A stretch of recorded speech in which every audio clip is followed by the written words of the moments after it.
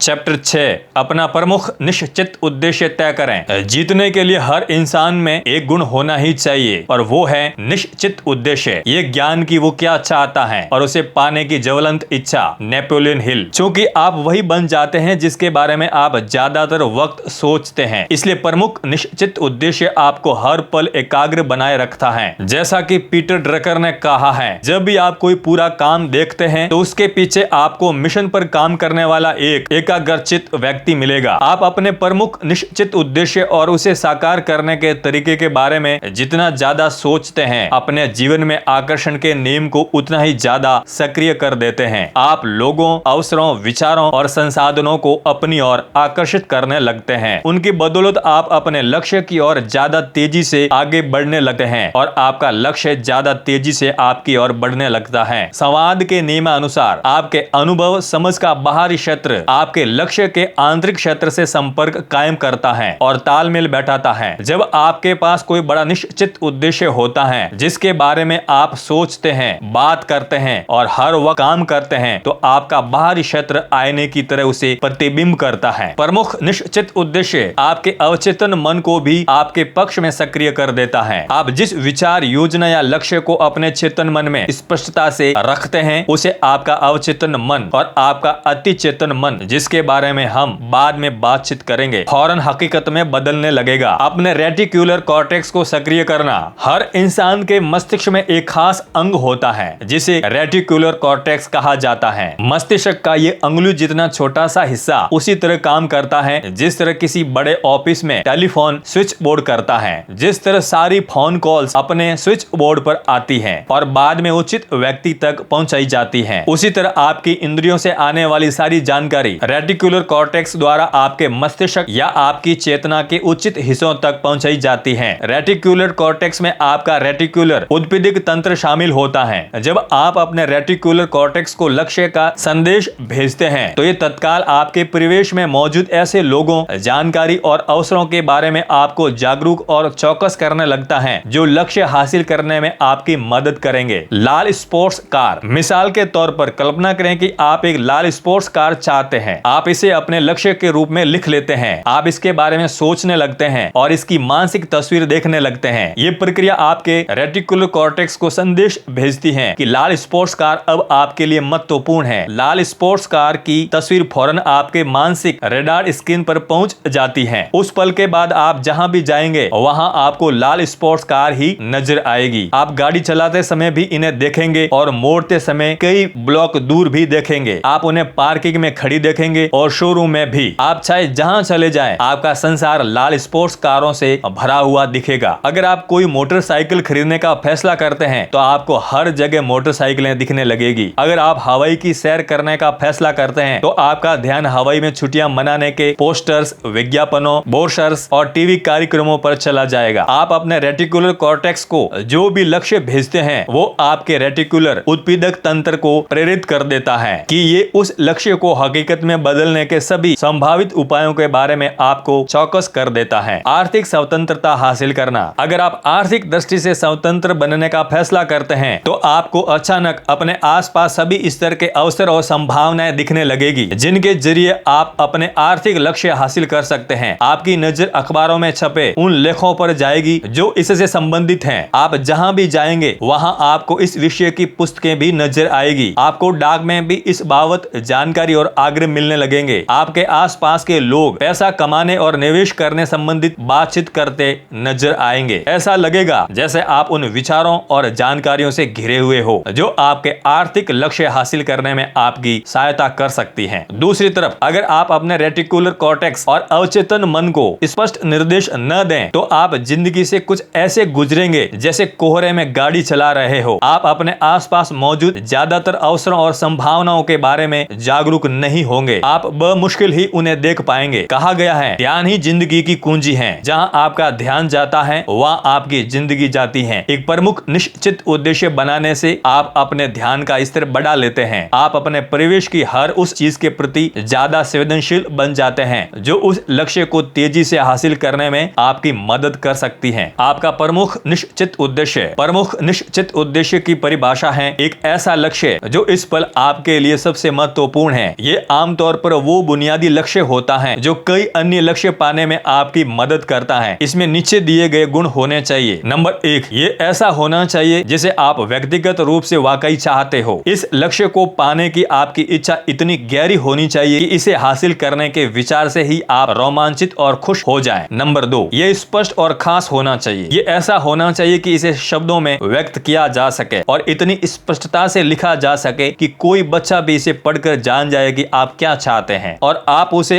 अब तक हासिल कर पाए हैं या नहीं। नंबर 3, ये नापने योग्य और संख्यात्मक होना चाहिए। मैं ढेर सारा पैसा कमाना चाहता हूँ कहने के बजाय ये कहना ज्यादा बेहतर होगा, मैं अमुक तारीख तक सालाना $1,00,000 कमाना चाहता हूँ। नंबर 4, ये विश्वसनीय और संभव होना चाहिए। आपका प्रमुख निश्चित उद्देश्य कभी इतना ज्यादा बड़ा या मूर्खतापूर्ण नहीं होना चाहिए जिसे हासिल करना नामुमकिन हो। नंबर 5, प्रमुख निश्चित उद्देश्य तक पहुंचने में सफलता की तार्किकता संभावना होनी चाहिए। शुरुआत में शायद 50%। अगर आप पहले कभी प्रमुख उद्देश्य तक न पहुंच पाए हो तो ऐसा लक्ष्य तय करें जिसमें सफलता की संभावना 80 से 90% हो। इसे आसान रखें, कम से कम शुरुआत में। बाद में आप सफलता की इससे काफी कम संभावनाओं के साथ बड़े लक्ष्य तय कर सकते हैं और इसके बावजूद आवश्यक कदम उठाने के लिए प्रेरित हो सकते हैं। बहरहाल शुरुआत में ऐसे ही लक्ष्य तय करें जो विश्वसनीय और संभव हो और जिनमें सफलता की काफी संभावना हो ताकि आपको शुरू से ही जीत का विश्वास हो सके। नंबर 6, आपका प्रमुख निश्चित उद्देश्य बाकी लक्ष्यों के सामंजस्य में होना चाहिए। अगर आप एक तरफ अपने कैरियर में आर्थिक सफलता पाना चाहते हैं लेकिन दूसरी तरफ ज्यादातर वक्त गोल्फ खेलना चाहते हैं तो ये दोनों लक्ष्य एक साथ नहीं चल सकते। आपके प्रमुख लक्ष्य आपके छोटे लक्ष्यों और जीवन मूल्यों के तालमेल में होने चाहिए। अपने पैर जमीन पर रखें। मेरे एक सेमिनार में एक महिला मुझसे बोली कि उसने अपना प्रमुख निश्चित उद्देश्य तय कर लिया है। मैंने पूछा कि उसका उद्देश्य क्या है। उसका जवाब था, मैं 1 साल में मिलियनेयर बनने वाली हूँ। जिज्ञासा से मैंने पूछा कि वर्तमान में उसकी नेटवर्थ कितनी है। पता चला कि वो कंगाल थी। मैंने उससे पूछा कि वो क्या करती है। पता चला कि अक्षमता के कारण उसे अभी अभी नौकरी से निकाला गया था। फिर मैंने उससे पूछा कि ऐसे हालात में वो 1 साल में $10,00,000 हासिल करने या मिलियनेयर बनने का लक्ष्य क्यों तय कर रही है। उसने मेरी कही बात दोहरा दी कि आप कोई भी मंशा प्रमुख उद्देश्य तय कर सकते हैं बेशर्ते वो बिल्कुल स्पष्ट हो। उसे विश्वास था कि उसके पास सफल होने के लिए आवश्यक सभी चीजें हैं। मैंने उसे समझाया कि उसके मौजूदा हालात को देखते हुए उसका लक्ष्य इतना अवास्तविक और असंभव दिख रहा है कि वो इसे पूरा कर नहीं पाएगी। इसके बाद वो हताश हो जाएगी। इस तरह का लक्ष्य उसे वो काम करने के लिए प्रेरित ही नहीं करेगा जो उसे भावी आर्थिक सफलता पाने के लिए करना चाहिए। उसकी प्रेरणा बढ़ने के बजाय कम हो जाएगी। खुद के प्रति ईमानदार रहें। एक सेमिनार में एक आदमी ने मुझे बताया कि उसका प्रमुख निश्चित उद्देश्य विश्व शांति स्थापित करना है। मैंने उसे समझाया कि जब तक वो किसी बेहद शक्तिशाली देश का प्रधानमंत्री या राष्ट्रपति न हो तब तक विश्व शांति पर खास असर नहीं डाल सकता। ये विराट लक्ष्य उसे ऐसा व्यक्तिगत लक्ष्य तय करने से रोकेगा जिसे हासिल करना संभव हो और जिस पर वो हर दिन काम कर सके। ये सुनकर वो चिढ़ गया और बाहर चला गया। अपनी फतासी में मेरा प्रोत्साहन न मिलने से उसे खुशी नहीं हुई थी। इन दोनों मामलों में लोग लक्ष्य निर्धारण का इस्तेमाल अपने खिलाफ कर रहे थे। वे ऐसे लक्ष्य बनाकर खुद को असफलता के लिए तैयार कर रहे थे जिन्हें हासिल करना संभव ही नहीं था। नतीजा, वे जल्दी हताश हो जाएंगे और कोशिश करना छोड़ देंगे। लक्ष्य तय करना शुरू करते वक्त ये बड़ा खतरा है और आपको इससे बचना होगा। ये एक अंधी गली है जो उत्साह और रोमांच के बजाय हताश और अप्रेरणा के माहौल में ले जाती है। खुद को तबाह न करें। युवा अवस्था में मैंने भी यही गलती की थी। जब मैंने पहले पर लक्ष्य तय किया था तो आमदनी का बहुत बड़ा लक्ष्य बना लिया। मैंने फैसला किया कि मैं मेरी तब तक की सबसे ज्यादा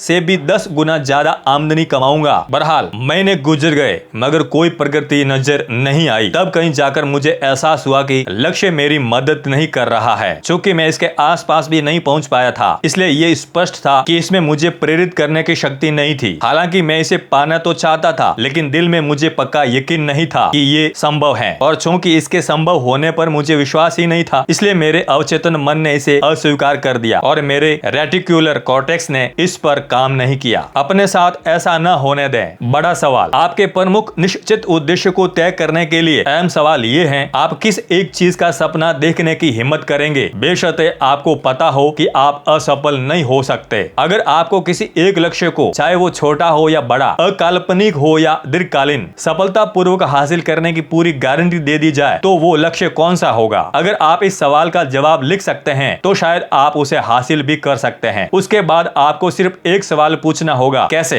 एकमात्र वास्तविक सीमा यह है कि आप इसे कितनी शिद्दत से चाहते हैं और इस दिशा में कितने लंबे समय तक काम करने की इच्छा रखते हैं। नोबेल पुरस्कार विजेता। मेरे एक सेमिनार में केमिस्ट्री के एक नामी यूनिवर्सिटी प्रोफेसर ने भी भाग लिया, जिन्होंने 2 साल पहले 2 अन्य वैज्ञानिकों के साथ केमिस्ट्री का नोबेल पुरस्कार जीता था। उन्होंने मुझे बताया कि जब उन्होंने 20 साल की उम्र में अपना यूनिवर्सिटी कैरियर शुरू किया तो उन्होंने केमिस्ट्री के क्षेत्र में भारी योगदान देने का फैसला कर लिया था। ये उनका प्रमुख निश्चित उद्देश्य था। उन्होंने 25 साल से ज्यादा समय तक इस पर अपना पूरा ध्यान केंद्रित किया और अंततः वे सफल हो गए। उन्होंने मुझे बताया, मेरा लक्ष्य शुरुआत से ही स्पष्ट था। मुझे इस बारे में कभी कोई शंका नहीं हुई कि मैं अंततः केमिस्ट्री में इतना महत्वपूर्ण योगदान दूंगा कि नोबेल पुरस्कार जीत लूंगा। नोबेल पुरस्कार मिलने पर मुझे खुशी तो हुई, लेकिन हैरानी नहीं हुई। कीमत चुकाने के इच्छुक रहे। हर व्यक्ति मिलियनेयर या मल्टी मिलियनेयर बनना चाहता है। इकलौता सवाल यह है कि क्या आप उस आर्थिक लक्ष्य को हासिल करने के लिए हर जरूरी चीज करना चाहते हैं या नहीं, और क्या आप इतने वर्ष तक मेहनत करना चाहते हैं या नहीं। अगर आप इसे हर हाल में करना चाहते हैं तो आपको कोई चीज नहीं रोक सकती। 10 लक्ष्यों का अभ्यास। यहाँ आपके लिए एक अभ्यास है। एक कागज पर 10 ऐसे लक्ष्यों की सूची बनाइए जिन्हें आप निकट भविष्य में हासिल करना चाहते हैं। उन्हें वर्तमान काल में लिखें, मानो आप उन्हें पहले ही हासिल कर चुके हो। मिसाल के तौर पर ये लिखें, मेरा वजन XYZ पाउंड है या मैं XYZ डॉलर सालाना कमाता हूँ। 10 लक्ष्यों की सूची पूरी करने के बाद इसे देखते हुए खुद से ये सवाल पूछें, इस सूची में वो कौन सा एक लक्ष्य है जिसे तत्काल हासिल करने से मेरी जिंदगी पर सबसे ज्यादा सकारात्मक असर होगा। लगभग हर मामले में वही आपका प्रमुख निश्चित उद्देश्य होता है। यही वो लक्ष्य है जो आपकी जिंदगी पर सबसे ज्यादा असर डाल सकता है और बाकी लक्ष्यों को हासिल करने में भी आपकी मदद कर सकता है। आप चाहे जिस लक्ष्य को अपने प्रमुख निश्चित उद्देश्य के रूप में चुने, उसे एक अलग कागज पर लिख लें। आप इस लक्ष्य को हासिल करने के लिए क्या क्या कर सकते हैं, दिमाग में आने वाली हर चीज को लिख लें। फिर अपनी सूची की कम से कम एक चीज कर दें। इस लक्ष्य को 3x5 के इंडेक्स कार्ड पर लिखकर हमेशा अपने साथ रखें तथा नियमित समीक्षा करते रहें। इस लक्ष्य के बारे में सुबह, दोपहर और रात हर वक्त सोचें। इसे हासिल करने के तरीकों की लगातार तलाश करते रहें और इसके लिए आपको सिर्फ एक ही सवाल पूछना होगा, कैसे? लक्ष्यों के बारे में ही सोचते रहें। प्रमुख निश्चित उद्देश्य चुनने और उस पर एकाग्र से ध्यान केंद्रित करने का निर्णय आपकी जिंदगी को इतना बदल देगा जितना कोई दूसरा निर्णय नहीं बदल सकता। इसकी बदौलत आप रास्ते की तमाम बाधाओं और मुश्किलों को पार कर जाएंगे। आपका प्रमुख निश्चित उद्देश्य चाहे जो हो, उसे लिख लें और आज ही उस पर काम शुरू कर दें। अपना प्रमुख निश्चित उद्देश्य तय करें। नंबर 1, अगर आपको पक्की गारंटी दे दी जाए कि आप असफल नहीं हो सकते हैं, तो वो कौन सी एक चीज है जिसके सपने देखने की आप हिम्मत कर सकते हैं? नंबर 2,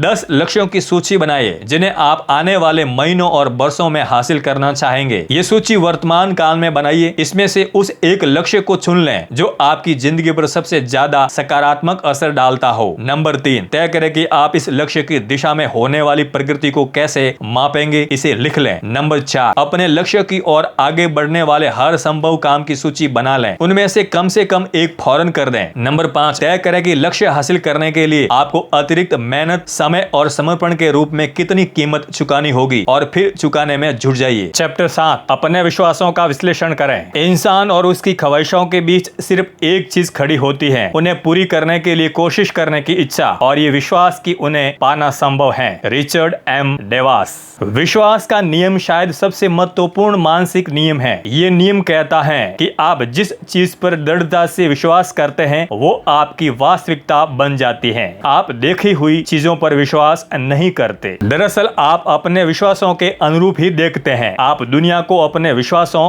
नजरियों, पूर्वाग्रहों और पहले से तय धारणाओं के चश्मे से देखते हैं। आप वो नहीं है जो आप सोचते हैं कि आप हैं। सच तो ये है कि आप वही हैं जो आप सोचते हैं। प्रोवर्ब 23:7 में कहा गया है, जैसा इंसान अपने दिल में सोचता है वैसा ही वो होता है। इसका मतलब ये है कि आप बार हमेशा वही काम करते हैं जो अपने बारे में आपके सबसे भीतरी विश्वासों पर आधारित होते हैं। मैथ्यू 9:29 में कहा गया है, तुम्हारी आस्था के अनुरूप ही तुम्हें दिया जाएगा। इसका मतलब ये है कि आपके प्रबल विश्वास हकीकत में बदल जाएंगे। उन्हीं से तय होगा कि आपके साथ क्या होता है। हार्वर्ड के डॉक्टर विलियम जेम्स ने 1905 में कहा था, विश्वास वास्तविक तथ्य का निर्माण निर्माण करता है। उन्होंने आगे कहा था, मेरी पीढ़ी की सबसे क्रांतिकारी खोज यही थी कि इंसान अपने अंदरूनी नजरिए को बदलकर अपनी जिंदगी के बाहरी पहलुओं को बदल सकता है। सोच बदलो, जिंदगी बदलो। जिंदगी में सारा सुधार अपने और अपनी संभावनाओं के बारे में विश्वास बदलने से होता है। निजी विकास के लिए आपको ये विश्वास बदलना होगा कि आप क्या कर सकते हैं और आपके लिए क्या संभव है। क्या आप अपनी आमदनी दोगुनी करना चाहोगे? जाहिर है चाहेंगे। बुनियादी सवाल ये है, क्या आप इसे संभव मानते हैं? क्या आप आमदनी तिगुनी करना चाहोगे? क्या आप इसे संभव मानते हैं? आपकी शंका का स्तर जो भी हो, मुझे एक सवाल पूछने की अनुमति दें। क्या पहली नौकरी में मिली पहली तनख्वाह के बाद से अब तक आपकी आमदनी दोगुनी या दोगुनी नहीं हुई है? आपने जब कमाना शुरू किया था तब की तुलना में क्या इस वक्त आप बहुत ज्यादा नहीं कमा रहे हैं? क्या इस तरह आप खुद ही ये साबित नहीं कर चुके हैं कि अपनी आमदनी को दोगुना या तोगुना करना संभव है और आप पहले जो कर चुके हैं उसे आप दोबारा शायद बार बार कर सकते हैं, बेशर्ते आप सीख लें कि इसे कैसे किया जा सकता है। आपको तो बस यकीन करना होगा कि ये संभव है। नेपोलियन हिल ने कहा था, इंसान का दिमाग जो सोच सकता है और यकीन कर सकता है उसे वो हासिल भी कर सकता है। सफलता का आपका मास्टर प्रोग्राम आत्म अवधारणा की खोज मानवीय क्षमता के क्षेत्र में 20वीं सदी की शायद सबसे क्रांतिकारी खोज थी। आप जिंदगी में जो भी करते हैं या हासिल करते हैं, आपका हर विचार, भावना या काम आपकी आत्म अवधारणा से नियंत्रित और निर्धारित होता है। आपकी आत्म अवधारणा आपके कार्य प्रदर्शन और प्रभाव के स्तर से पहले आती है और उसकी भविष्यवाणी करती है। आपकी आत्म अवधारणा आपके मानसिक कंप्यूटर का मास्टर प्रोग्राम है। ये बुनियादी ऑपरेटिंग सिस्टम है। आप बाहरी संसार में जो भी हासिल करते हैं वो आपकी आत्म अवधारणा का ही परिणाम है। मनोवैज्ञानिकों ने यह पता लगा लिया कि आपकी आत्म अवधारणा उन सारे विश्वासों, नजरियों, भावनाओं और राहों का महायोग होती है जो आपकी अपने और संसार के बारे में होती है। इस वजह से आप हमेशा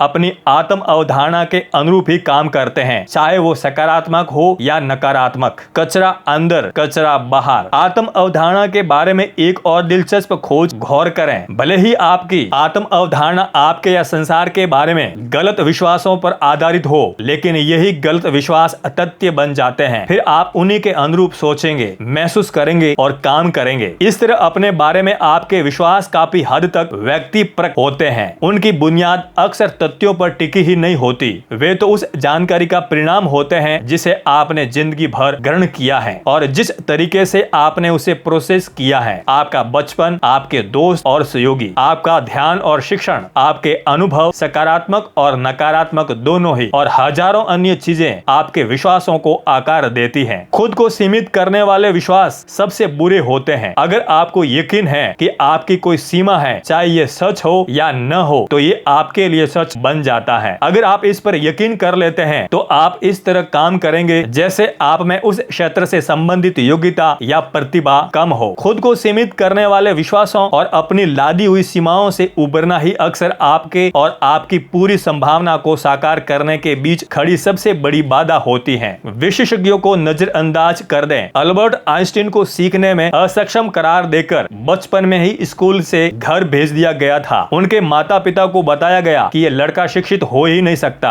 माता पिता ने इस बात को मानने से इनकार कर दिया और अंततः ऐसी व्यवस्था की कि आइंस्टीन को उत्कृष्ट शिक्षा मिली। डॉक्टर अल्बर्ट स्वेटर्स को भी स्कूल में यही समस्या आई थी। दरअसल स्कूल वालों ने उनके माता पिता को प्रोत्साहित किया कि वे उसे किसी मोची का एप्रेंटिस बना दें ताकि बड़े होने पर उसके पास कम से कम एक सुरक्षित काम तो रहे। आइंस्टीन और श्वेटजर दोनों ही ने 20 साल की उम्र से पहले ही डॉक्टरेट हासिल की और 20वीं सदी के इतिहास पर अपने कदमों के निशान छोड़े। सीखने की अयोग्यता का फॉर्च्यून पत्रिका में एक लेख छपा। व्यवसायों पर केंद्रित इस लेख का निष्कर्ष था कि फॉर्च्यून 500 कॉर्पोरेशंस के बहुत से प्रेसिडेंट और सीनियर एग्जीक्यूटिव को स्कूल में खास प्रतिभाशाली या सक्षम नहीं माना जाता था, लेकिन मेहनत की बदौलत उन्होंने बाद में अपने उद्योग में भारी सफलता हासिल की। थॉमस एडिसन को छठे ग्रेड में स्कूल से निकाल दिया गया था। टीचर्स ने उनके माता पिता से साफ साफ कह दिया था कि उन्हें कुछ सिखाने की कोशिश करना समय की बर्बादी है, क्योंकि वे कुछ भी नहीं सीख सकते और कतई स्मार्ट नहीं है। एडिसन बाद में जाकर आधुनिक युग के सबसे महान आविष्कारक बने। इस तरह की कहानी हजारों बार दोहराई जा चुकी है। खुद को सीमित करने वाले विश्वास कई बार तो सिर्फ एक अनुभव या टिप्पणी पर ही आधारित होते हैं। दुखद बात यह है कि उनकी वजह से आप बरसों तक रुके रहते हैं। ज्यादातर लोग जिस क्षेत्र में खुद को अयोग्य मानते थे, बाद में उन्होंने उसी में महारत हासिल की। ये देखकर दूसरे तो हैरान हुए ही, उन्हें भी कोई कम हैरानी नहीं हुई। शायद आपके साथ भी ऐसा हो चुका होगा। आपको अचानक एहसास होता है कि उस क्षेत्र में अपने बारे में आपके सीमित करने वाले विचार दरअसल सच्चाई पर आधारित थे ही नहीं, आप अपने अंदाजे से बेहतर हैं। लेखक लुइस हे के अनुसार जीवन में हमारी ज्यादातर समस्याओं की जड़ इस भावना में है, मैं पर्याप्त अच्छा नहीं हूँ। डॉक्टर एल्फ्रेड एडलर ने कहा है कि पाश्चात्य व्यक्ति की नैसर्गिक विरासत हीनता की भावनाएं हैं, जो बचपन में ही शुरू हो जाती हैं और अधिकांशतः आज जीवन चलती रहती हैं। अपने नकारात्मक विश्वासों, जिनमें से ज्यादातर गलत होते हैं, की वजह से कई लोग अकारण ही अपनी बुद्धि, प्रतिभा, क्षमता, रचनात्मकता या योग्यता को सीमित मान लेते हैं। लगभग हर मामले में ये विश्वास झूठे होते हैं। दरअसल आप में इतनी ज्यादा क्षमता है कि आप इसका पूरा इस्तेमाल इस जिंदगी में तो नहीं कर सकते। कोई भी आपसे बेहतर या स्मार्ट नहीं है। लोग तो बस अलग अलग वक्त पर अलग अलग क्षेत्रों में ज्यादा स्मार्ट या बेहतर होते हैं। आप भी जीनियस बन सकते हैं। बहुल बुद्धियों की अवधारणा के प्रवर्तक डॉक्टर हार्वर्ड गार्नर के अनुसार आप में कम से कम 10 अलग अलग बुद्धियां होती हैं, जिनमें से किसी एक में आप जीनियस हो सकते हैं। दुर्भाग्य से स्कूल कॉलेजों में सिर्फ 2 ही बुद्धियों को नापा जाता है और उन्हीं पर ध्यान दिया जाता है, शाब्दिक और गणितज्ञ। लेकिन अन्य बुद्धियां भी होती हैं, जैसे विजुअल स्पेशल बुद्धि, कला डिजाइन, उद्यमी बुद्धि, बिजनेस खड़ा करना, शारीरिक बुद्धि, खेलकूद, सांगीतिक बुद्धि, वाद्य तंत्र बजाना या संगीत की रचना करना, सामाजिक बुद्धि, दूसरों के साथ मिलकर चलना, इंट्रापर्सनल बुद्धि, गहरे स्तर पर खुद को समझना, सहज बुद्धि, सही चीज को करने या कहने की योग्यता, कलात्मक बुद्धि, कला आकृति बनाना या अमूर्त बुद्धि, भौतिकी विज्ञान। आप इनमें से किसी में भी जीनियस हो सकते हैं। जैसा कि एक सिटी स्कूल के साइन बोर्ड पर लिखा था, ईश्वर घटिया सामान नहीं बनाता, हर इंसान में किसी न किसी क्षेत्र में उत्कृष्ट बनने की क्षमता होती है। इस वक्त आपके भीतर कम से कम एक और शायद कई अलग अलग बुद्धियों में जीनियस बनने या असाधारण स्तर पर काम करने की योग्यता है। आपका काम तो सिर्फ ये पता लगाना है कि वो बुद्धि कौन सी है। अपने प्रति आपकी जिम्मेदारी ये है कि आप सीमित करने वाले इन सारे विश्वासों को छोड़ दें और ये मान लें कि आप असाधारण रूप से सक्षम और गुणी इंसान हैं। आपको मानता के लिए बनाया गया है और सफलता के लिए गढ़ा गया है। आप में ऐसी क्षमताएं और योग्यता हैं जिनका आज तक दोहन नहीं हुआ। इस वक्त भी आप में हर वो लक्ष्य हासिल करने की योग्यता है जो आप अपने लिए तय कर सकते हैं, बेशर्ते आप इसे पाने के लिए पर्याप्त समय तक पर्याप्त कड़ी मेहनत करना चाहते हो। आपके विश्वास पैदाइशी नहीं होते हैं, सीखे जाते हैं। अच्छी खबर यह है कि सभी विश्वास सीखे जाते हैं, इसलिए उन्हें छोड़ा भी जा सकता है, खास तौर पर तब जब उनसे आपको मदद न मिल रही हो। जब आप दुनिया में आते हैं तो आपके पास कोई विश्वास नहीं होता, न अपने बारे में,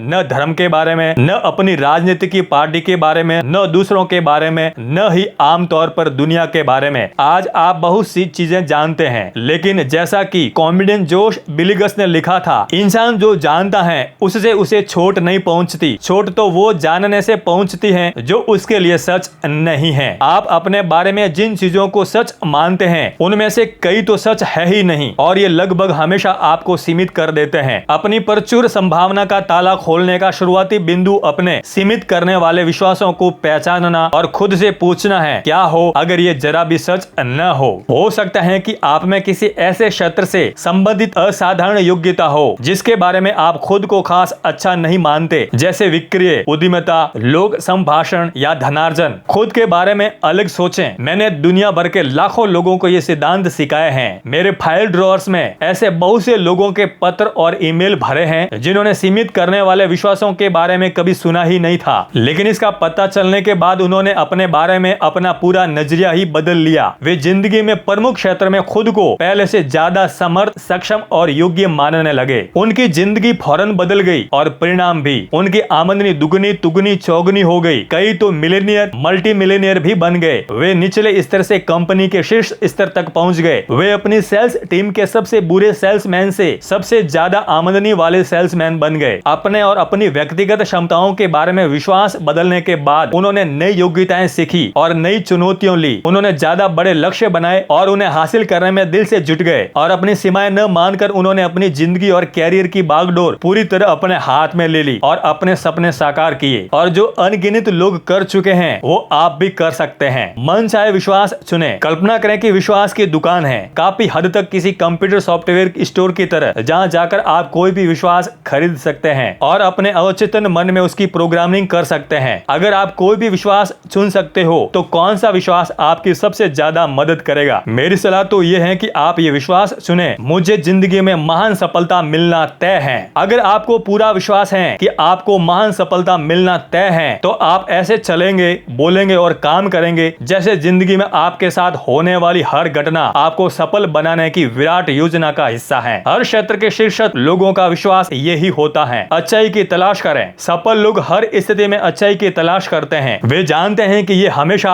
मौजूद रहती हैं, चाहे उन्हें कितने ही झटके लगे, चाहे कितनी ही विपत्तियां सामने आए। वे हमेशा अपने साथ होने वाली हर घटना में कोई न कोई अच्छाई खोजने की अपेक्षा करते हैं। उन्हें विश्वास होता है कि हर विपत्ति उस महान योजना का हिस्सा है जो उन्हें अवश्य भावी सफलता की ओर लगातार ले जा रही है। अगर आपके विश्वास सकारात्मक हैं तो आप हर विपत्ति या मुश्किल में मूल्यवान सबक खोज लेंगे। आपको यकीन होगा कि ऐसे कई सबक हैं जो आपको सफलता हासिल करने और उसे कायम रखने की राह पर सीखने होंगे। इसलिए आप हर समस्या को सीखने का अनुभव मानते हैं। नेपोलियन हिल ने लिखा था, हर मुश्किल या विपत्ति के भीतर उसके बराबर या उससे ज्यादा बड़े लाभ का बीज होता है। ऐसे नजरिए के साथ आप अपने साथ होने वाली हर चीज से फायदा उठाते हैं, अपने प्रमुख निश्चित उद्देश्य हासिल करने की ओर तेजी से बढ़ते हैं। काम करके भावना महसूस करें। मनोविज्ञान और तत्व मीमांसा में उल्टाव का नियम कहता है, काम करने की भावना जागने का नुस्खा है काम करके भावना को जगाना। इसका मतलब यह है कि शुरुआत में शायद आपको महान सफलता का एहसास नहीं होगा जैसा आप चाहते हैं। आपके पास वो आत्मविश्वास नहीं होगा जो सफल उपलब्धियों के पुराने रिकॉर्ड से मिलता है। आपको अक्सर अपनी योग्यताओं पर शंका होगी और असफलता का डर होगा। आपको लगेगा कि आप पर्याप्त अच्छे नहीं हैं, कम से कम उस वक्त तो नहीं। लेकिन अगर आप जैसे सिद्धांत पर काम करते हैं, जैसे आप पहले से ही वो व्यक्ति बन चुके हैं जो आप बनना चाहते हैं, जिसमें सभी मनचाही गुण और प्रतिभाएं हैं, तो आपके काम ही आपके साथ पैदा होने वाली भावनाओं को जगा देंगे। दरअसल उल्टाव के नियम के अनुसार काम करके ही आप अपनी मनचाही भावना जगाते हैं। अगर आप अपने बिजनेस में शीर्षत व्यक्ति बनना चाहते हैं तो शीर्षत व्यक्तियों जैसे कपड़े पहने, खुद को शीर्षत लोगों जैसा बनाएं, अपने काम की आदतें उनके जैसी बनाएं, अपने क्षेत्र में सबसे सफल लोगों को अपना रोल मॉडल बनाएं। संभव हो तो उनसे सलाह लें कि तेजी से आगे बढ़ने के लिए क्या किया जाए और वे आपको जो भी सलाह दें उस पर फौरन अमल करें। जब आप शीर्षत लोगों की तरह चलना, बोलना, कपड़े पहनना और व्यवहार करना शुरू कर देते हैं तो जल्दी आप शीर्षत लोगों जैसा महसूस भी करने लगते हैं। आप दूसरों के साथ वैसा ही व्यवहार करेंगे जैसा शीर्षत व्यक्ति करते हैं, उसी तरह से काम करेंगे जिस तरह शीर्षत व्यक्ति करते हैं। नतीजा ये होगा कि कुछ समय बाद ही आपको वही परिणाम मिलने लगेंगे जो शीर्षत व्यक्तियों को मिलते हैं। जल्दी ही आप खुद शीर्षत व्यक्ति बन जाएंगे। ये कहना घिसा पीटा लग सकता है, किसी चीज का नाटक करो जब तक कि उसकी आदत न पड़ जाए, लेकिन इसमें बड़ी सच्चाई है।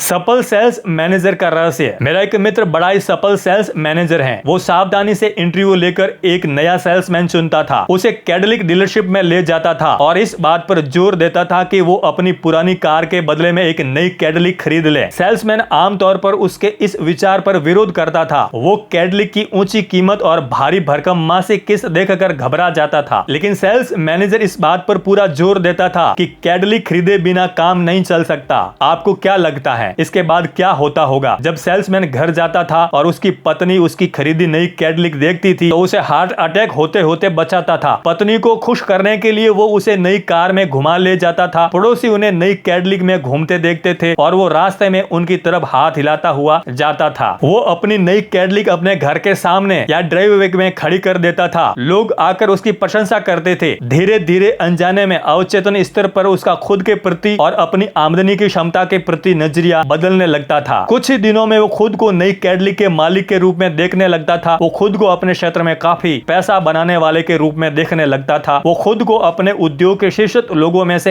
एक मानने लगता था और हर बार लगभग बिना चुके इस संगठन के सेल्स पीपल सेल्स सुपरस्टार बनते थे। उनका सेल्स प्रदर्शन कुलाचे भरता था और वे इतना ज्यादा पैसा कमाते थे जितना उन्होंने जिंदगी में नहीं कमाया था। जल्दी ही उनकी नई कैडलिक की मासिक किस्तों की चिंता खत्म हो जाती क्योंकि उनकी आमदनी बहुत बढ़ जाती थी। मानसिक समतुल्य बनाएं। आध्यात्मिक गुरु एमेट फॉक्स ने एक बार कहा था, जिंदगी में आपका प्रमुख काम अपने भीतर उस चीज का मानसिक समतुल्य बनाना है जिसे आप बाहरी दुनिया में साकार करना चाहते हैं और आनंद लेना चाहते हैं। आपको अपने भीतर ऐसे विश्वास बनाने पर ध्यान केंद्रित करना चाहिए जो उस बड़ी सफलता के अनुरूप हो जो आप अपने बाहरी संसार में पाना चाहते हैं। आप ये काम कैसे करें? खुद को सीमित करने वाले विश्वासों को चुनौती देकर, उन्हें अस्वीकार करके और फिर इस तरह काम करके जैसे उनका अस्तित्व ही ना हो। आप अपने क्षेत्र में अपना ज्ञान और योग्यता बढ़ाकर नए विश्वासों के विकास को शक्ति देते हैं। तब आप उस बिंदु पर पहुंच जाते हैं जहां आप किसी भी चुनौती या आवश्यकता से निपटने में खुद को सक्षम मानने लगते हैं। आप हर क्षेत्र में ज्यादा बड़े और रोमांचक लक्ष्य बनाकर नए सकारात्मक विश्वासों के विकास की गति बढ़ा देते हैं। अंत में आप लगातार इस तरह काम करते हैं जैसे आप उसी वक्त वैसे बन चुके हैं जैसे आप बनना चाहते हैं। आपका लक्ष्य अपने द्वारा की या की गई हर चीज में मानसिक समतुल्य बनाकर सफलता के लिए अपने अवचेतन मन की दोबारा प्रोग्रामिंग करना है। अपनी नई आत्म छवि के अनुरूप व्यवहार करें। आप नए विश्वासों के अनुरूप काम करके उन्हें विकसित करते हैं। आप इस तरह काम करते हैं जैसे आपको पहले से यकीन हो कि आप में वो क्षमताएं और योग्यता है। आप हर किसी के साथ सकारात्मक, आशावादी और सुखी व्यक्ति जैसा व्यवहार करते हैं। आप इस तरह काम करते हैं जैसे आप असफल हो ही नहीं सकते, जैसे आपको सफलता की गारंटी मिल चुकी हो और सिर्फ आप ही उसके बारे में जानते हो। आपको एहसास हो जाता है कि आप अपने हर काम और बात से अपने चरित्र और व्यक्तित्व का लगातार विकास कर रहे हैं, उसे आकार दे रहे हैं और नियंत्रित कर रहे हैं, क्योंकि आप वही बन जाते हैं जिसके बारे में आप सोचते हैं, जो आपके मन चाहे आदर्शों और दीर्घकालीन भावी परिकल्पना के सामंजस्य में हो। आपको उन गुणों और व्यवहारों के बारे में ही सोचना और बोलना चाहिए जो आपको अपने आदर्श स्वरूप की ओर बढ़ाएं और उन लक्ष्यों को हासिल करने की ओर ले जाएं जिन्हें आप पाना चाहते हैं। निर्णय लें। आज ही खुद को सीमित करने वाले विश्वासों को चुनौती देने और अस्वीकार करने का निर्णय लें जिन्होंने आपको पीछे रोक रखा है। अपने भीतर झांके और जिंदगी के उन क्षेत्रों पर सवाल करें जहां आपको अपनी योग्यता या गुणों के बारे में शंका हो। आप अपने मित्रों और परिवार के सदस्यों से पूछ सकते हैं कि क्या उन्हें आप में कोई नकारात्मक विश्वास नजर आता है।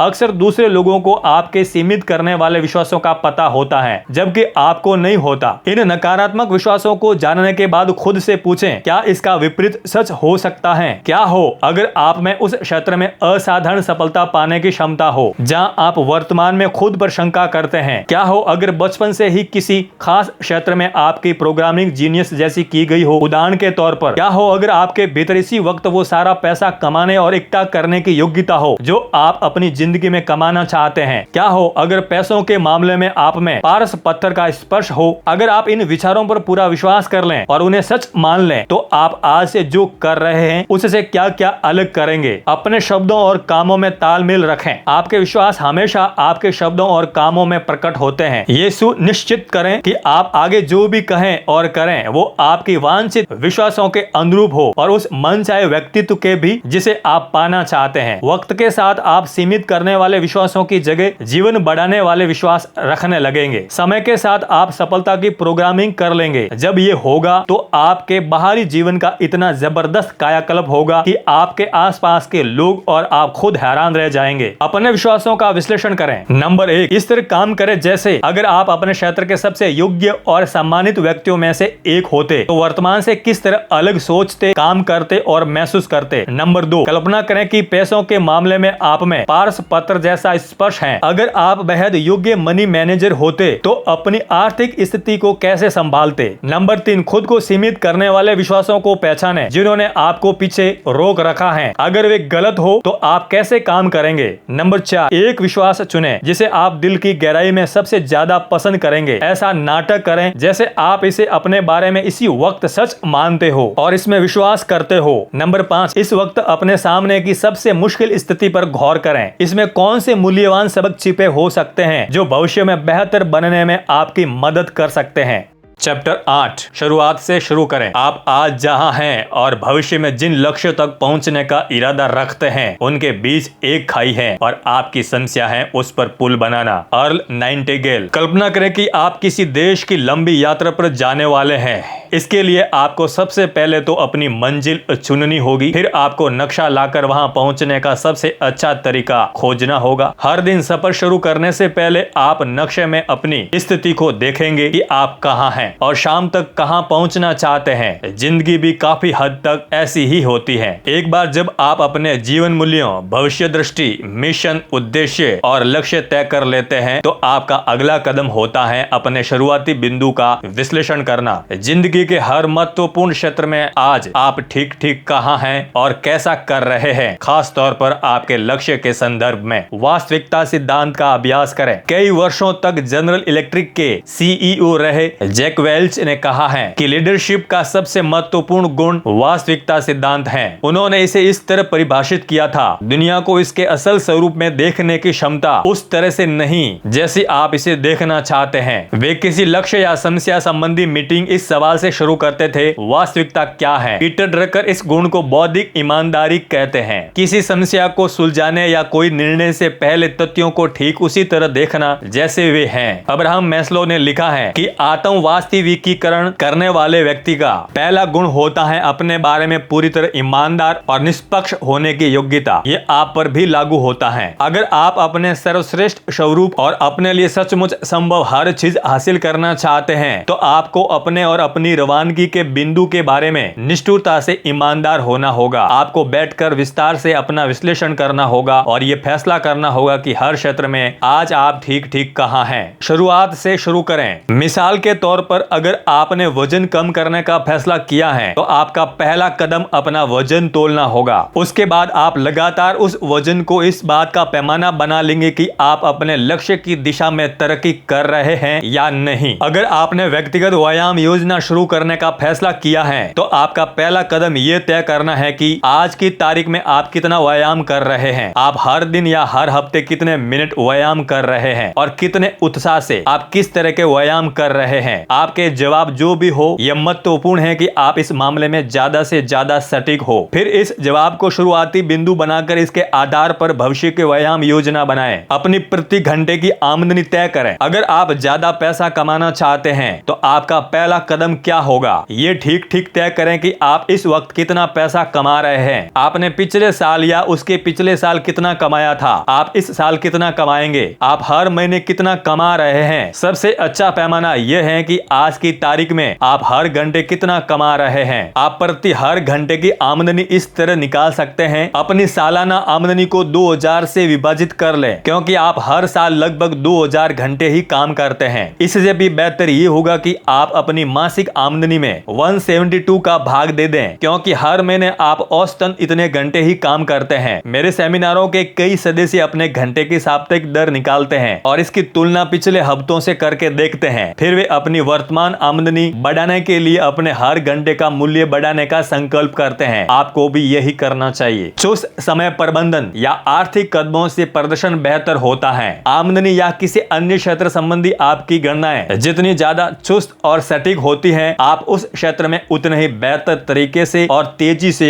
सुधार कर सकते हैं। मिसाल के तौर पर ज्यादातर लोग मासिक और सालाना तनख्वाह के संदर्भ में ही सोचते हैं। इसका विश्लेषण करना और इसे बढ़ाना मुश्किल होता है। इसके विपरीत सफल लोग प्रति घंटे की आमदनी दर के बारे में सोचते हैं, जिससे हर मिनट के प्रदर्शन में सुधार संभव हो जाता है। क्योंकि आप अपने व्यक्तिगत सेवा कॉर्पोरेशन के प्रेसिडेंट हैं, इसलिए आपको ये मान लेना चाहिए कि आप ही खुद को तनख्वाह दे रहे हैं। कल्पना करें कि आप खुद को घंटे के हिसाब से पैसा दे रहे हैं। खुद से उसी बेहतरीन प्रदर्शन की उम्मीद करें जो आप अपने किसी कर्मचारी से करते हैं। हर उस चीज को करने से इनकार कर दें जिसमें आपको वांछित दर से भुगतान न मिल रहा हो। आपकी वर्तमान नेटवर्थ। अगर आप दीर्घकालीन आर्थिक लक्ष्य तय करते हैं तो आपका पहला कदम सटीकता से यह तय करना है कि आर्थिक संदर्भ में आज आपकी नेटवर्थ कितनी है। अगर आपका लक्ष्य 1 साल में मिलियनियर बनना है तो आपको सटीक गणना करनी चाहिए कि आपके पास आज की तारीख में कितनी दौलत है। ज्यादातर लोग इस गणना में गलती या बेईमानी कर देते हैं। आपकी सच्ची नेटवर्थ वो धनराशि होती है जो संपत्ति में से कर्ज घटाने पर बचती है। इसका मतलब है कि अगर आप अपने स्वामित्व की हर चीज बाजार भाव से बेच दें और फिर अपने सारे कर्ज चुका दें तो आपके पास कितनी दौलत रहेगी। कई लोग अपनी व्यक्तिगत संपत्तियों का मूल्य कुछ ज्यादा ही आंक लेते हैं। वे सोचते हैं कि उनके कपड़ों, कारों, फर्नीचर और इलेक्ट्रॉनिक्स उपकरणों का मूल्य लगभग उतना ही है जितने में उन्होंने इन्हें खरीदा था। बहरहाल इन चीजों का वास्तविक मूल्य उनके पुराने भाव का महज 10 से 20% ही होता है। दीर्घकालीन वित्तीय योजनाएं बनाएं। सटीक वित्तीय नियोजन के लिए आज ही अपनी नेटवर्थ निकालें और फिर अपने दीर्घकालीन वित्तीय लक्ष्य से ये राशि घटा लें। बची धनराशि को उतने वर्षों का भाग दे दें जितने वर्षों में आप उस वित्तीय लक्ष्य को हासिल करना चाहते हैं। इस तरह आप ठीक ठीक जान जाएंगे कि आर्थिक स्वतंत्रता पाने के लिए आपको हर साल कितना बचाना है, निवेश करना है और संग्रह करना है। आज आप जहां हैं वहां से मनचाही मंजिल तक पहुंचने के लिए क्या आपने पर्याप्त समय आवंटित किया है? क्या आपका लक्ष्य यथार्थवादी है? अगर नहीं है तो पूरी ईमानदारी का परिचय दें और अपनी गणनाओं व कल्पनाओं दोनों को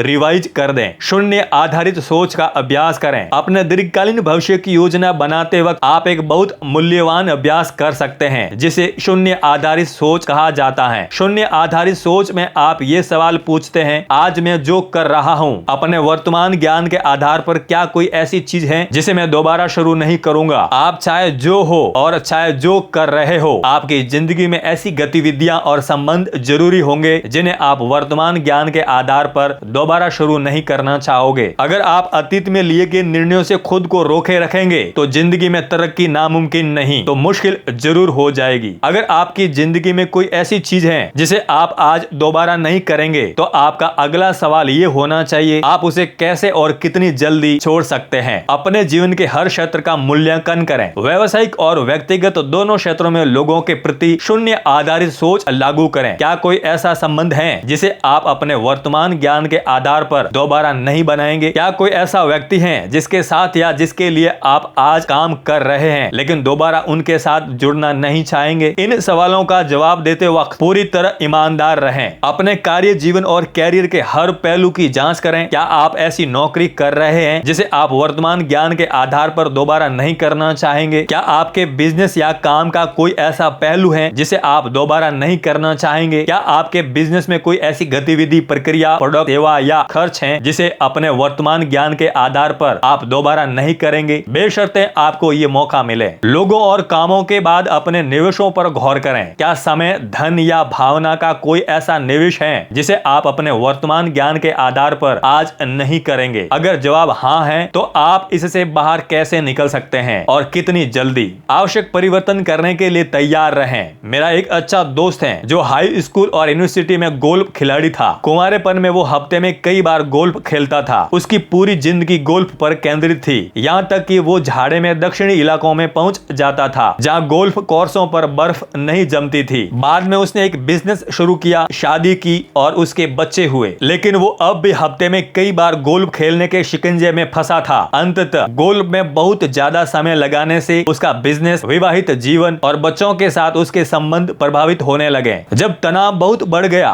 तो उसने अपनी गतिविधियों के बारे में शून्य आधारित सोच का इस्तेमाल किया। तब जाकर उसे एहसास हुआ कि वर्तमान ज्ञान के आधार पर उसे गोल्फ को बहुत कम करना होगा। अगर वो जिंदगी के अन्य लक्ष्य हासिल करना चाहता था तो अब ज्यादा महत्वपूर्ण थे। गोल्फ के समय में कटौती करके उसने सिर्फ कुछ हफ्ते में ही जिंदगी का संतुलन पा लिया। ये सिद्धांत आप पर किस तरह लागू हो सकता है? किन समय साध्य गतिविधियों को आप कम कर सकते हैं या खत्म कर सकते हैं? परिस्थितियां लगातार बदलती रहती हैं। आप जो भी निर्णय लेते हैं उनमें से 70% समय के साथ गलत साबित होंगे। शायद पुरानी परिस्थितियों में आपका निर्णय या संकल्प सही रहा हो, लेकिन हो सकता है कि अब स्थिति बदल गई हो और दोबारा इसे शून्य से शुरू करने का समय आ गया हो। आप आमतौर पर जान सकते हैं कि आपको शून्य आधारित सोच कब लागू करनी चाहिए। पर ये बहुत तनावपूर्ण स्थिति होती है जब भी कोई ऐसी चीज होती है जिसे आप अपने वर्तमान ज्ञान के आधार पर दोबारा शुरू नहीं करना चाहेंगे तो आपको लगातार तनाव, चिढ़ और क्रोध का अनुभव होता रहता है। कई बार लोग किसी व्यावसायिक या निजी संबंध को सफल बनाने की कोशिश में बहुत वक्त लगा देते हैं, लेकिन अगर आप शून्य आधारित सोच का इस्तेमाल करें तो ज्यादातर मामलों में सही समाधान अक्सर यही होता है कि संबंध को पूरी तरह खत्म कर दिया जाए। इकलौता असल सवाल यह है कि क्या आप में अपनी पुरानी गलती मानने और स्थिति को सुधारने के लिए जरूरी कदम उठाने का साहस है? आपको किस चीज ने रोक रखा है? अगर आप कोई खास धनराशि कमाना चाहते हैं तो खुद से पूछें, मैं इस वक्त वो धनराशि क्यों नहीं कमा रहा हूँ? आपको किस चीज ने रोक रखा है? वो प्रमुख कारण क्या है जिसकी वजह से आप इस वक्त उतना नहीं कमा रहे हैं जितना कमाना चाहते हैं? एक बार फिर खुद के साथ पूरी तरह ईमानदार रहें। अपने चारों तरफ नजर डालकर ऐसे लोगों को पहचानें जो उतना पैसा कमा रहे हैं जितना आप कमाना चाहते हैं। क्या वे आपसे अलग ढंग से कमा रहे हैं? उन्होंने ऐसी कौन सी खास योग्यताएं और कुशलताएं विकसित कर ली हैं जिन्हें आप अब तक विकसित नहीं कर पाए हैं? आपको कौन सी योग्यताएं और कुशलताएं हासिल करने की जरूरत है ताकि आप भी उनके जितना पैसा कमा सकें? अगर आपको पक्का पता नहीं है तो उनसे पूछ लें। ये इतना ज्यादा महत्वपूर्ण है कि इसे अनुमान या सहयोग पर नहीं छोड़ा जाना चाहिए। अपनी योग्यताओं और कुशलताओं का स्तर तय करें। सबसे पहले तो अपने काम के प्रमुख परिणाम क्षेत्रों को पहचानें। ये वे काम हैं जिन्हें आपको अपनी नौकरी में उत्कृष्ट तरीके से पूरा करना ही है। पूरी तरह हमेशा वे कौन से काम हैं? हर नौकरी में शायद ही कभी 5 या 7 से ज्यादा प्रमुख परिणाम क्षेत्र होते हैं। ये काम बेहद महत्वपूर्ण होते हैं। आपको इनमें से हर एक में उत्कृष्ट होना ही चाहिए ताकि आप वो नौकरी अच्छी तरह कर पाएं जिसके लिए आपको तनख्वाह मिलती है। आपको इनमें से हर एक में माहिर होना चाहिए अगर आप उतना पैसा कमाना चाहते हैं जितना कमाने में आप सक्षम हैं। यहाँ एक महत्वपूर्ण खोज ये है, आपकी सबसे कमजोर प्रमुख योग्यता ही उस ऊंचाई को तय करती है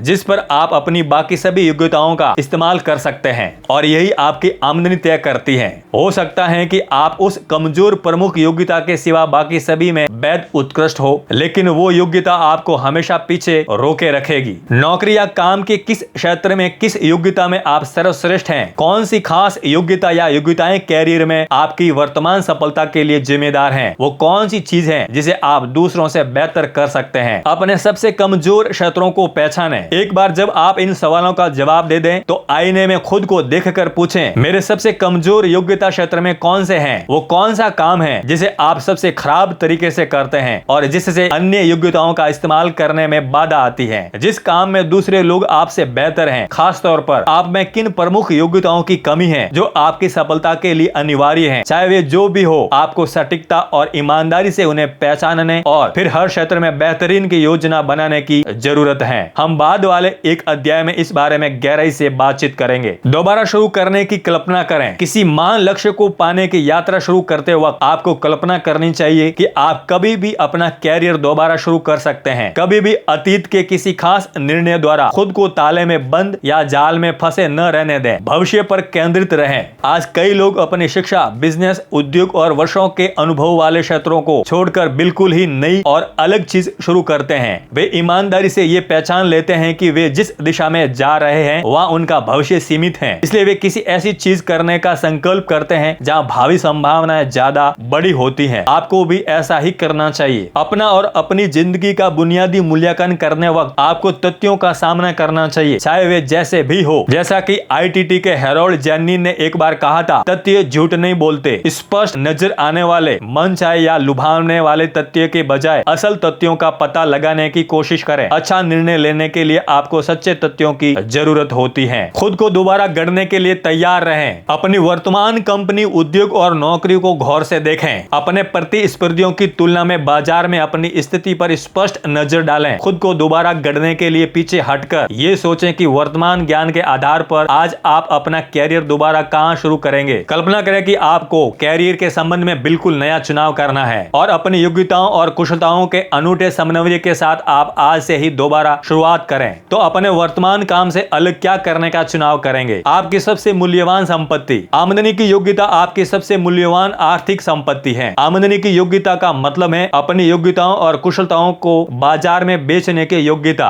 सच तो यह है कि आपका घर, कार, बैंक अकाउंट और फर्नीचर सब कुछ जा सकता है और हो सकता है कि आपके पास शरीर के कपड़े के सिवा कुछ भी न बचे, लेकिन जब तक आपकी आमदनी की योग्यता बरकरार है आप सड़क पार कर सकते हैं और लगभग तत्काल ही दोबारा अच्छी जिंदगी का निर्माण शुरू कर सकते हैं। आपकी आमदनी की योग्यता आपके लिए बहुत कीमती है। ये या तो बढ़ती हुई या फिर घटती हुई संपत्ति हो सकती है। अगर आप इसमें लगातार निवेश करते रहें और इसे निखारते रहें तो आपकी आमदनी की योग्यता बढ़ सकती है। दूसरी ओर अगर आप इसे गौण मान लें या अतीत के कामों के आधार पर घमंड करने लगे तो ये घट सकती है। संसाधनों का भंडार। खुद को संसाधनों का भंडार माने जो बहुत सी चीजें करने में सक्षम है। आपके पास बहुत सी योग्यताएं, कुशलताएं, ज्ञान, गुण, शिक्षा और अनुभव हैं। ऐसे बहुत सारे काम और नौकरियां हैं जिन्हें आप बहुत अच्छी तरह कर सकते हैं या सीख सकते हैं। कभी भी खुद को किसी खास कार्य योजना के ताले में बंद न रखें, खास तौर पर अगर आप अपने कैरियर की वर्तमान दशा और दिशा में खुश नहीं हैं। मानसिक रूप से दोबारा शुरुआत करने की कल्पना करें जैसे आप अपना कैरियर नए सिरे से शुरू कर रहे हो। इस दौरान अपने भीतर गहराई तक देखें। कौन सी अच्छी आदतें आपकी मदद कर रही हैं और लक्ष्यों की ओर बढ़ा रही हैं? कौन सी बुरी आदतें आपको पीछे रोके हुए हैं? आपके चरित्र और व्यक्तित्व के सबसे अच्छे गुण कौन से हैं? आपके सबसे कमजोर गुण कौन से हैं? आपको किन नई आदतों और गुणों को विकसित करने की जरूरत है ताकि आप अपनी अधिकतम क्षमता को उजागर कर सकें? और इस बारे में आपकी योजना क्या है? आपको कौन सी बुरी आदतें छोड़ने और उनकी जगह पर अच्छी आदतें रखने की जरूरत है। अच्छे से महान तक जाएं। जिम कॉलिंग्स ने अपनी बेस्ट सेलिंग बिजनेस पुस्तक गुड टू ग्रेट में कहा है कि अगर आप इन बाधाओं को पहचानना और दूर करना चाहते हैं जो आपको आगे बढ़ने से रोक रही हैं, तो आपके मन में अपने और अपने बिजनेस के बारे में निर्मम सवाल पूछने की इच्छा होनी चाहिए। पूरे उत्साह से अपने लक्ष्यों का पीछा करने के लिए आपको कौन से निर्मम सवाल पूछने चाहिए? जब भी मैं किसी कंपनी के लिए रणनीति योजना बनाता हूं, तो हम 4 सवालों से अपना सत्र शुरू करते हैं। सबसे पहले तो हम ये पूछते हैं, हम इस वक्त कहां हैं? हम कंपनी के पूरे आंकड़े और जानकारी इकट्ठी करते हैं ताकि हमारे शुरुआती बिंदु की एकदम साफ तस्वीर हमारे सामने आ जाए, खास तौर पर सेल्स, मार्केटिंग, पोजीशन और मुनाफे के संबंध में। दूसरा सवाल हम ये पूछते हैं, हमें भविष्य में आदर्श रूप से कहां होना चाहेंगे? हम भावी दिशाबद्धता का आदर्शीकरण और अभ्यास करते हैं। हम कल्पना करते हैं कि आने वाले वर्षों में हम कंपनी को जैसा चाहें वैसा बना सकते हैं। हम एक आदर्श सपना तैयार करते हैं कि हर दृष्टि से सफल होने पर कंपनी कैसी दिखेगी। तीसरा सवाल हम ये पूछते हैं कि आज हम जहां हैं वहां कैसे पहुंचे? हमने कौन से सही काम किए? हम कौन से काम अलग करेंगे? अब तक हमारी सबसे बड़ी सफलता क्या है और वे क्यों मिली? हम किन चीजों में असफल हुए और किस वजह से? जैसा जॉर्ज संताइन ने लिखा था, जो लोग अतीत को याद नहीं रख पाते वे उसे दोहराने के लिए अभिशप्त होते हैं। चौथा सवाल जो हम पूछते हैं वो हमेशा यही होता है, हम अपनी वर्तमान स्थिति से अपनी मनचाही मंजिल तक पहुंचने के लिए इस वक्त क्या कर सकते हैं? अपने अनुभव के आधार पर हमें कौन से काम ज्यादा करने चाहिए और कौन से कम? हमें कौन से काम शुरू करने चाहिए जिन्हें हम आज नहीं कर रहे हैं? हमें कौन से काम पूरी तरह छोड़ देने चाहिए? अपनी खुद की रणनीति योजना बनाइए। अच्छी खबर यह है कि अगर हम पहले 3 सवालों के सटीक जवाब दे देते हैं तो रणनीति योजना या ब्लूप्रिंट ज्यादा आसानी से बन जाता है। अगर योजना बनाने से पहले हम ये स्पष्ट नहीं करते कि हम कहां हैं या हम वहां कैसे पहुंचे, तो बड़ी मुश्किल हो जाती है। एक पुरानी कहावत है, अच्छी शुरुआत का मतलब है आधा काम होना। डॉक्टर कहते हैं सटीक निदान यानी आधा उपचार। अपने लक्ष्य की ओर यात्रा शुरू करने से पहले अपनी स्थिति के हर पहलू का ईमानदारी से मूल्यांकन करने से आपकी महीनों यहां तक कि वर्षों का समय बचेगा। कई मामलों में तो ये आपको मजबूर बना देगा कि आप श्रेष्ठ विश्लेषण और ज्ञान की रोशनी में अपने लक्ष्यों का दोबारा मूल्यांकन करें। इससे आपके लक्ष्य तेजी से हासिल होने लगेंगे, बेशर्ते आप काम करना शुरू कर दें। शुरुआत से शुरू करें। नंबर 1, अपने प्रमुख लक्ष्यों के संबंध में अपनी वर्तमान स्थिति की वास्तविकता की जांच करें। आप इस वक्त कहां हैं और कहां पहुंचना चाहते हैं। नंबर 2, अपनी जिंदगी के हर क्षेत्र में शून्य आधारित सोच के सिद्धांत को लागू करें। आज आप ऐसा क्या कर रहे हैं जिसे आप वर्तमान के ज्ञान के आधार पर दोबारा नहीं करना चाहेंगे। नंबर 3, अपने जीवन का पूर्ण आर्थिक विश्लेषण करें। आप आज कितना कमा रहे हैं और आपकी नेटवर्थ कितनी है? इन क्षेत्रों में आपके लक्ष्य क्या है?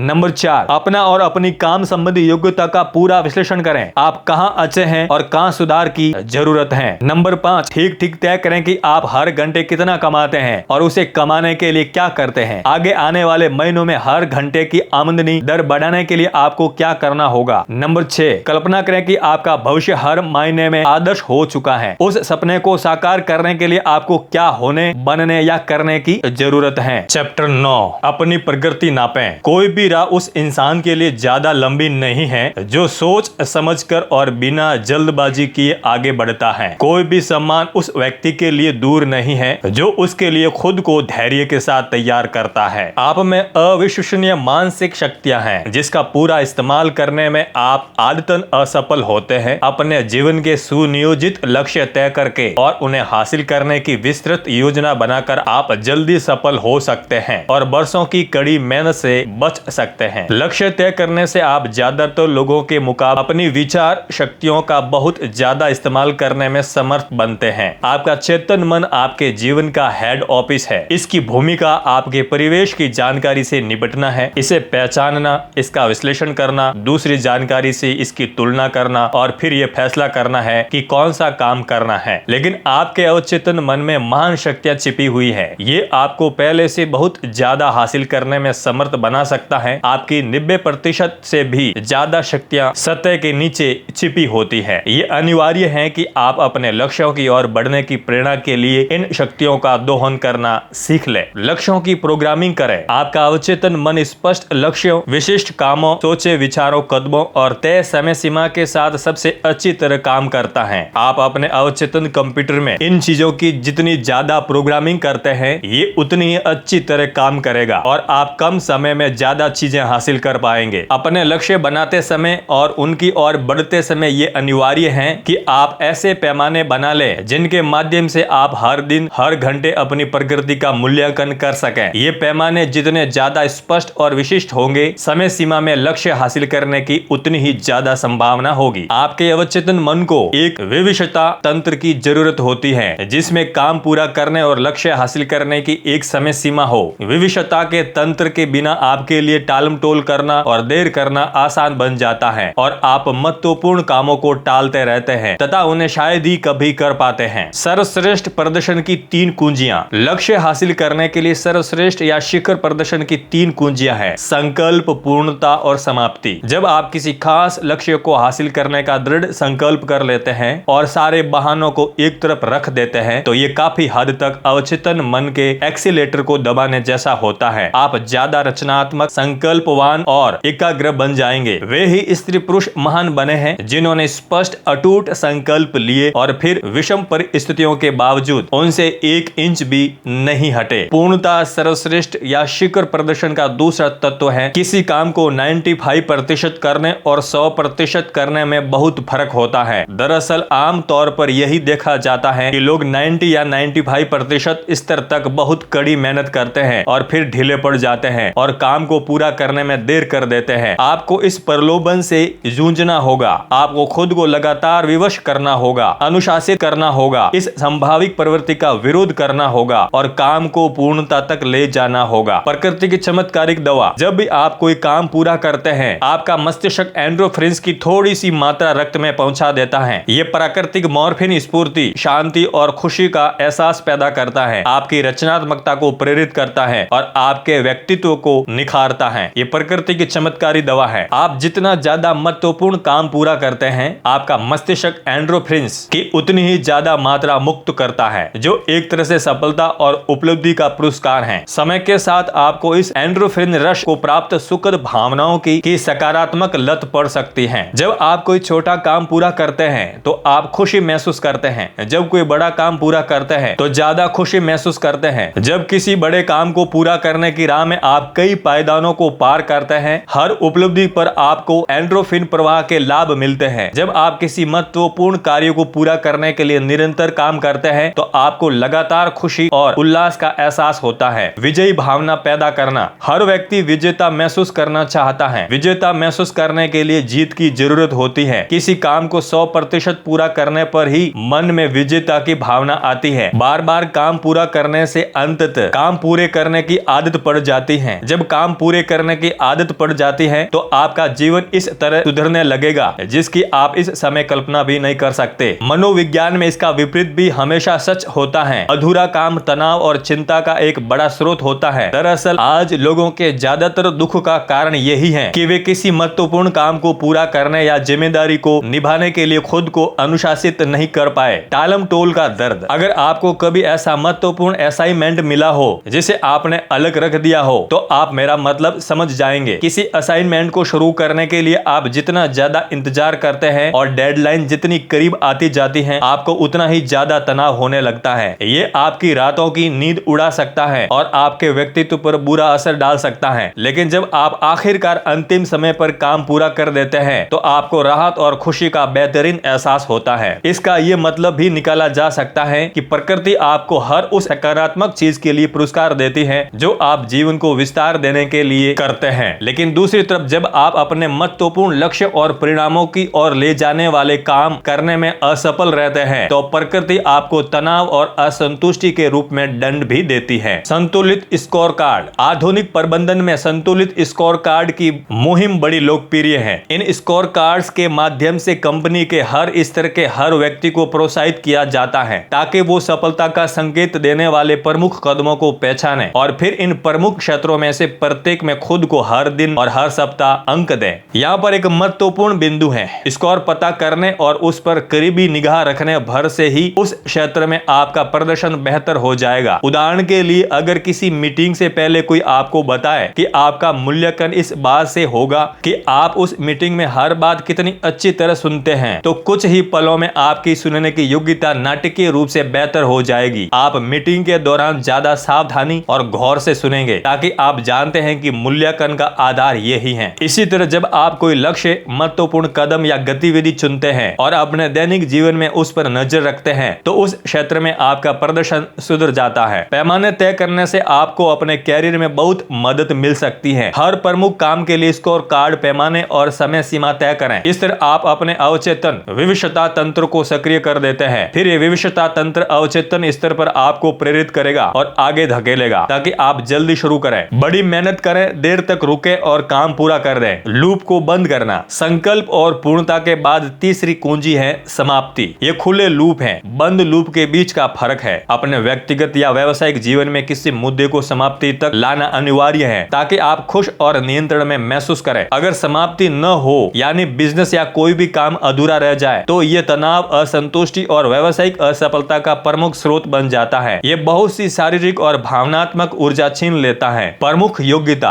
शायद कामकाजी दुनिया के सबसे महत्वपूर्ण योग्यता है विश्वसनीयता। कोई भी चीज आपको इतने पैसे नहीं दिलाएगी या इतनी तेजी से तरक्की नहीं दिलाएगी जितनी ये छवि कि आप अपने काम जल्दी, अच्छी तरह और समय पर पूरे करते हैं। आपके लक्ष्य जो भी हो, उन सभी कामों की सूची बनाइए जो आपको लक्ष्य हासिल करने के लिए पूरे करने होंगे। उनमें से हर काम की समय सीमा तय कर ले। फिर उस समय सीमा पर कार्य पूरा करने के लिए हर दिन और हर घंटे काम करें। हर दिन अपनी प्रगति की जांच करें। जरूरत के हिसाब से अपनी गति तेज या धीमी कर दें, लेकिन याद रखें, आप उस टारगेट पर निशाना नहीं मार सकते जिसे आप देख ही नहीं सकते हो। आप समय सीमा और पैमानों के संबंध में जितने स्पष्ट होंगे, उतना ही हासिल कर पाएंगे और उतना ही ज्यादा तेजी से काम कर पाएंगे। समय सीमा के बिना लक्ष्य या निर्णय सिर्फ बकवास है। इसके पीछे कोई ऊर्जा नहीं होती। ये तो उस कारतूस की तरह है जिसमें बारूद ही न हो। जब तक आप समय सीमा तय नहीं करते और उसके प्रति समर्पित नहीं होते, तब तक आप अपनी मंजिल और कामकाज में खाली कारतूस दाग रहे हैं। कई बार लोग पूछते हैं, मान लीजिए मैं एक समय सीमा तय करता हूं, लेकिन उस समय सीमा तक लक्ष्य हासिल नहीं कर पाता, तो ऐसी स्थिति में क्या करूं? जवाब सरल है, दूसरी समय सीमा तय कर लें और अगर जरूरत पड़े तो तीसरी भी। समय सीमा इस बात का सर्वश्रेष्ठ अनुमान है कि काम कब तक पूरा कर लिया जाएगा। आप जितनी ज्यादा समय सीमाएं तय करेंगे और उनकी दिशा में काम करेंगे, आपको उतना ही ज्यादा सटीक अंदाजा होता चला जाएगा कि उन्हें पूरा करने के लिए कितने समय की जरूरत होगी। इससे आप अपने लक्ष्य को हासिल करने और समय पर पूरा करने में उतने ही बेहतर बनते जाएंगे। हाथी को खाना। आपने सवाल जरूर सुना होगा, हाथी को कैसे खाया जा सकता है? जवाब है, एक बार में एक निवाला। ये उपमा किसी बड़े लक्ष्य को हासिल करने पर भी लागू होती है। आप उस लक्ष्य को कैसे हासिल करते हैं? आप उसे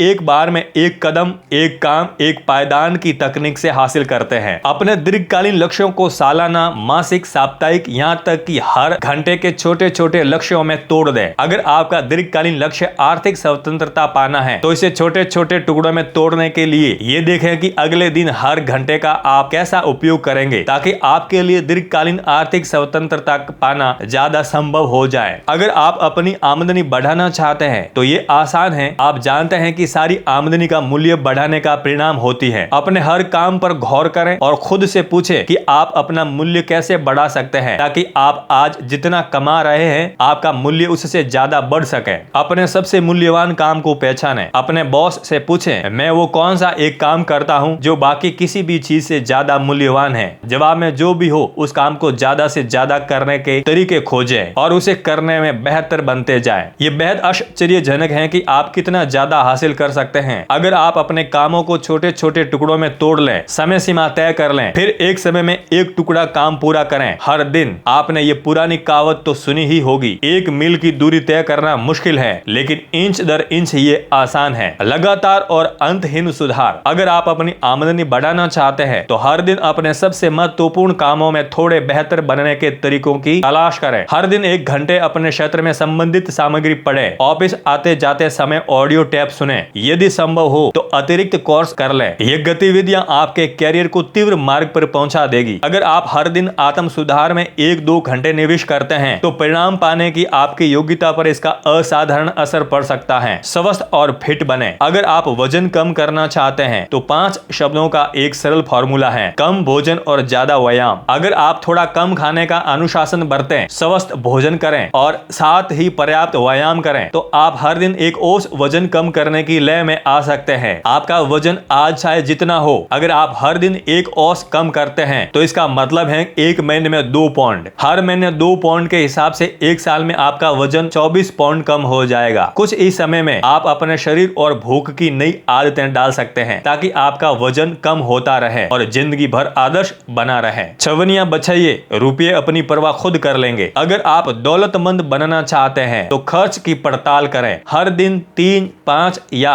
$10 बचाने का लक्ष्य तय करें। इस पैसों को एक बचत खाते में अलग रख दें और इसे कभी न छुए। जब बचत की रकम बढ़ जाए तो इसका निवेश किसी अच्छे म्यूचुअल फंड या इंडेक्स फंड में कर दें। बचत तथा निवेश की दैनिक, साप्ताहिक और मासिक आदत डाल लें और उसे जिंदगी भर कायम रखें। कुछ इस समय में आप वर्तमान से थोड़े कम खर्च में भी आरामदायक जिंदगी जी रहे होंगे। जब भी आपकी आमदनी बढ़े, बचत की राशि को भी बढ़ा लें। कुछ हफ्तों, महीनों या वर्षों में आप कर्ज से बाहर निकल आएंगे और आपके पास बहुत सारा पैसा होगा जो आपके लिए काम कर रहा होगा। कुछ साल बाद आप आर्थिक दृष्टि से स्वतंत्र बन जाएंगे। ज्ञानी बने। अगर आप हर शाम को टीवी देखने के बजाय 15 मिनट पढ़ें तो हर साल 15 पुस्तकें पढ़ लेंगे। अगर आप हर दिन 15 मिनट अंग्रेजी साहित्य के महान उपन्यास पढ़ते हैं तो 7 सालों में आप 100 बेहतरीन पुस्तकें पढ़ चुके होंगे। आप अपनी पीढ़ी के सबसे अच्छे शिक्षित और ज्ञानी व्यक्तियों में से एक बन जाएंगे और ये काम आप हर रात सिर्फ 15 मिनट पढ़कर ही कर सकते हैं। अगर आप सेल्स लाइन में हैं और अपनी आमदनी बढ़ाना चाहते हैं तो इस बात पर गौर करें कि आप हर दिन, हर हफ्ते और हर महीने कितने कॉल्स कर रहे हैं, कितनी प्रस्तुतियां दे रहे हैं, कितने प्रस्ताव दे रहे हैं और कितनी बिक्री कर रहे हैं। फिर अपने कॉल्स, प्रस्तुतियां और प्रस्तावों की दैनिक संख्या बढ़ाने का लक्ष्य बनाइए। हर हफ्ते और हर महीने अपनी बिक्री की संख्या बढ़ाने का लक्ष्य तय करें। अपने पैमानों पर हर दिन खुद की जांच करें। अगर आप इसे नाप सकते हैं तो आप इसका प्रबंधन भी कर सकते हैं। जीवन के हर क्षेत्र में अपनी गतिविधियों का गौर से विश्लेषण करें और फिर एक विशेष संख्या चुनें जो उस क्षेत्र में आपकी सफलता के स्तर को सबसे ज्यादा तय करती हो। फिर दिन भर अपना सारा ध्यान उसी खास संख्या पर केंद्रित करें। एकाग्रचित होने भर से ही आप उस क्षेत्र में बेहतर काम करने लगेंगे, चेतन रूप से भी और अवचेतन रूप से भी। अगर आप ज्यादा स्वस्थ बनना चाहते हैं तो आपको किस बात पर ध्यान केंद्रित करना चाहिए? हर सप्ताह व्यायाम के मिनटों की संख्या पर और हर दिन खाई गई कैलोरियों की संख्या पर। अगर आप आर्थिक दृष्टि से सफल होना चाहते हैं तो आप उस धनराशि पर ध्यान केंद्रित कर सकते हैं जो आप हर घंटे कमाते हैं, या फिर आप हर महीने बचाई गई धनराशि पर भी ये काम कर सकते हैं। अगर आप सेल्स में सफल बनना चाहते हैं तो आप हर दिन अपने द्वारा किए गए कॉल्स या फिर हर महीने की सेल्स की संख्या या आकार पर ध्यान केंद्रित कर सकते हैं। अगर आप अपने संबंधों में सफल होना चाहते हैं तो आप उन मिनटों की संख्या पर ध्यान केंद्रित कर सकते हैं जो आप हर दिन और हर सप्ताह अपने जीवन के सबसे महत्वपूर्ण लोगों के साथ बिताते हैं। आपने एक कहावत सुनी होगी, जिसे नापा जा सकता है उसे ही किया जा सकता है। एक और कहावत है, अगर आप इसे नाप नहीं सकते तो इसका प्रबंधन भी नहीं कर सकते। लक्ष्यों से संबंधित विशिष्ट पैमाने तय करने, सटीक रिकॉर्ड रखने और हर दिन अपने प्रदर्शन का मूल्यांकन करने की योग्यता से यह सुनिश्चित हो जाता है कि आप अपने लक्ष्य तय समय तक या उससे जल्दी हासिल कर लें जब आपने उन्हें हासिल करने का लक्ष्य बनाया हो। अपनी प्रगति मापें। नंबर 1, एक पैमाना तय करें जिसके माध्यम से आप अपने जीवन के हर क्षेत्र में अपनी प्रगति और सफलता का मूल्यांकन कर सकें। हर दिन इस पर गौर करें। नंबर 2, अपने काम के सबसे महत्वपूर्ण हिस्सों को तय करें जो आपकी आमदनी को प्रभावित करता हो और फिर उस क्षेत्र में अपनी दैनिक गतिविधियों का मूल्यांकन करें।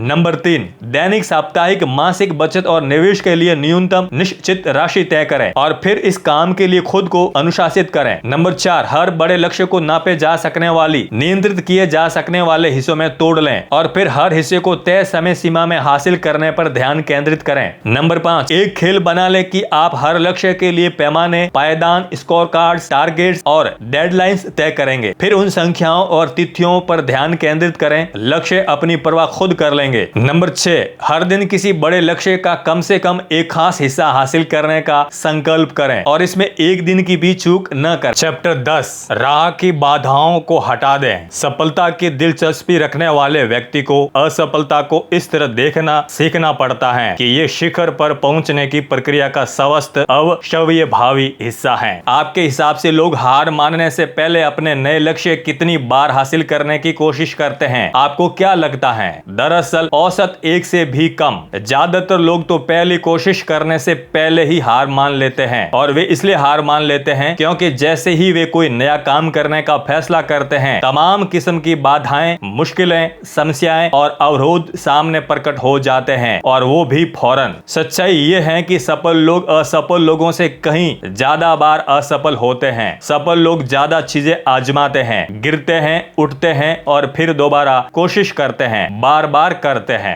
जब तक कि वे आखिरकार सफल नहीं हो जाते। दूसरी ओर असफल लोग अगर आजमाते भी हैं तो बहुत कम चीजें आजमाते हैं और बहुत जल्दी छोड़ देते हैं और दोबारा लौटकर वहीं पहुंच जाते हैं जो वे पहले कर रहे थे। सफलता से पहले हमेशा अस्थायी असफलता आती है। यह तय मान ले कि लक्ष्य हासिल करने से पहले आप कई बार असफल होंगे। असफलता और अस्थायी पराजय को उस सफलता की कीमत माने जिसे आप अनिवार्य रूप से हासिल करेंगे। जैसा कि हेनरी फोर्ड ने एक बार कहा था, असफलता ज्यादा समझदारी से दोबारा शुरुआत करने का अवसर है। लक्ष्य तय करने के बाद खुद से पूछें, मैं इस वक्त वहां क्यों नहीं हूं? कौन सी चीज या व्यक्ति मुझे पीछे रोके हुए हैं? मैंने अब तक वो लक्ष्य हासिल क्यों नहीं किया है? अपने और लक्ष्य के बीच खड़ी तमाम बाधाओं को पहचान लें। हर उस चीज को लिख लें जो आपके ख्याल से आपका रास्ता रोक रही है या आपको धीमा कर रही है या आगे बढ़ने की राह में बाधा डाल रही है। समाधानों के संदर्भ में सोचें। याद रखें, आप वही बन जाते हैं जिसके बारे में आप ज्यादातर वक्त सोचते हैं। समस्याओं और मुश्किलों के मामले में सफल लोग एक खास तरीके से सोचते हैं जिसे समाधान केंद्रित तरीका कहा जाता है। सफल लोग ज्यादातर वक्त समाधानों के बारे में सोचते हैं। असफल लोग ज्यादातर वक्त समस्याओं और मुश्किलों के बारे में सोचते हैं। समाधान केंद्रित लोग हमेशा अपने रास्तों की बाधाओं को ऊपर से, बगल से और नीचे से पार करने के रास्ते खोजते रहते हैं। समस्या केंद्रित लोग लगातार अपनी समस्याओं के बारे में ऐसी बातें करते हैं कि उनके लिए कौन सा व्यक्ति या वस्तु जिम्मेदार है, वे कितने दुखी या नाराज हैं और ये कितना दुर्भाग्यपूर्ण है। दूसरी ओर समाधान केंद्रित लोग बस ये सवाल पूछते हैं, हम इसे कैसे सुलझा सकते हैं, फिर वे समस्या से निपटने के लिए जरूरी कदम उठा लेते हैं। आप जो चीज हासिल करना चाहते हैं उसके और आपके बीच हमेशा किसी न किसी तरह की समस्या या बाधा जरूर होगी। इसलिए कई बार सफलता की परिभाषा यही दी जाती है, समस्याएं सुलझाने की योग्यता। लीडरशिप समस्याएं सुलझाने की योग्यता है, यही प्रभावकारिता है। महत्वपूर्ण चीजें उन्हीं स्त्री पुरुषों ने हासिल की है जिन्होंने अपने और लक्ष्यों के बीच खड़ी समस्याओं को सुलझाने की योग्यता विकसित कर ली है। समस्या सुलझाना एक योग्यता है, सौभाग्य से समस्या सुलझाना एक योग्यता है। ठीक उसी तरह जैसे साइकिल चलाना या टाइपिंग करना हर योग्यता की तरह इसे भी सीखा जा सकता है। आप समाधानों पर जितना ज्यादा केंद्रित रहेंगे, आपके दिमाग में उतनी ही ज्यादा और बेहतर समाधान आएंगे। आप समस्याएं सुलझाने में जितने बेहतर बनते जाएंगे, हर अगली समस्या को उतनी ही तेजी से सुलझाने लगेंगे। जब आप समस्याएं सुलझाने में बेहतर और ज्यादा तेज बन जाते हैं तो आप ज्यादा बड़ी समस्या सुलझाने लगेंगे। अंततः आप महत्वपूर्ण आर्थिक समस्याएं भी सुलझाने लगेंगे जिनका आप पर और दूसरों पर काफी असर होता है। दुनिया इसी तरह काम करती है। सच तो यह है कि आप में अपने लक्ष्यों की राह में खड़ी हर बाधा को पार करने या हर समस्या को सुलझाने की योग्यता है, बेशर्ते आप अपने लक्ष्य को पर्याप्त प्रबलता से चाहते हो। आप में इसी वक्त वो सारी बुद्धि और योग्यता है जिसकी जरूरत आपको अपनी राह की हर बाधा को पार करने के लिए होगी। अड़चनों का सिद्धांत पिछले कुछ दशकों में एक बहुत महत्वपूर्ण क्रांतिकारी अवधारणा उत्पन्न हुई है जिसका वर्णन एलियाडू गोल्डरेट ने अपनी पुस्तक द गोल में अड़चनों का सिद्धांत के रूप में किया है। इसी सिद्धांत के अनुसार आप जो चीज हासिल करना चाहते हैं उसके और आपके बीच में कोई न कोई अड़चन या सीमित करने वाला तत्व मौजूद होता है जो यह तय करता है कि आप कितनी तेजी से अपनी मंजिल पर पहुंचेंगे। मिसाल के तौर पर अगर आप फ्रीवे पर गाड़ी चला रहे हैं और ट्रैफिक कंस्ट्रक्शन सभी कारों को एक ही लेन में सरका रहा है तो वो बिंदु ही वो अड़चन है जो ये तय करते हैं कि आप कितनी तेजी से अपनी मंजिल तक पहुंचेंगे। आप इस अड़चन से जितनी तेजी से गुजरते हैं काफी हद तक उसी से आपकी पूरी यात्रा की गति तय होगी। किसी भी प्रमुख लक्ष्य को हासिल करने में हमेशा कोई न कोई अड़चन या बाधा होती है जिसे आपको पार करना होता है। आपका काम है कि आप इसे सटीकता से पहचान लें और फिर अपनी समूची ऊर्जा इस प्रमुख अड़चन को खत्म करने पर केंद्रित कर लें। इस अड़चन को हटाने या इस सीमित करने वाले घटक से निपटने की योग्यता आपको जितनी तेजी से आगे बढ़ा सकती है उतना शायद कोई दूसरा कदम नहीं कर सकता। भीतरी बनाम बाहरी अड़चन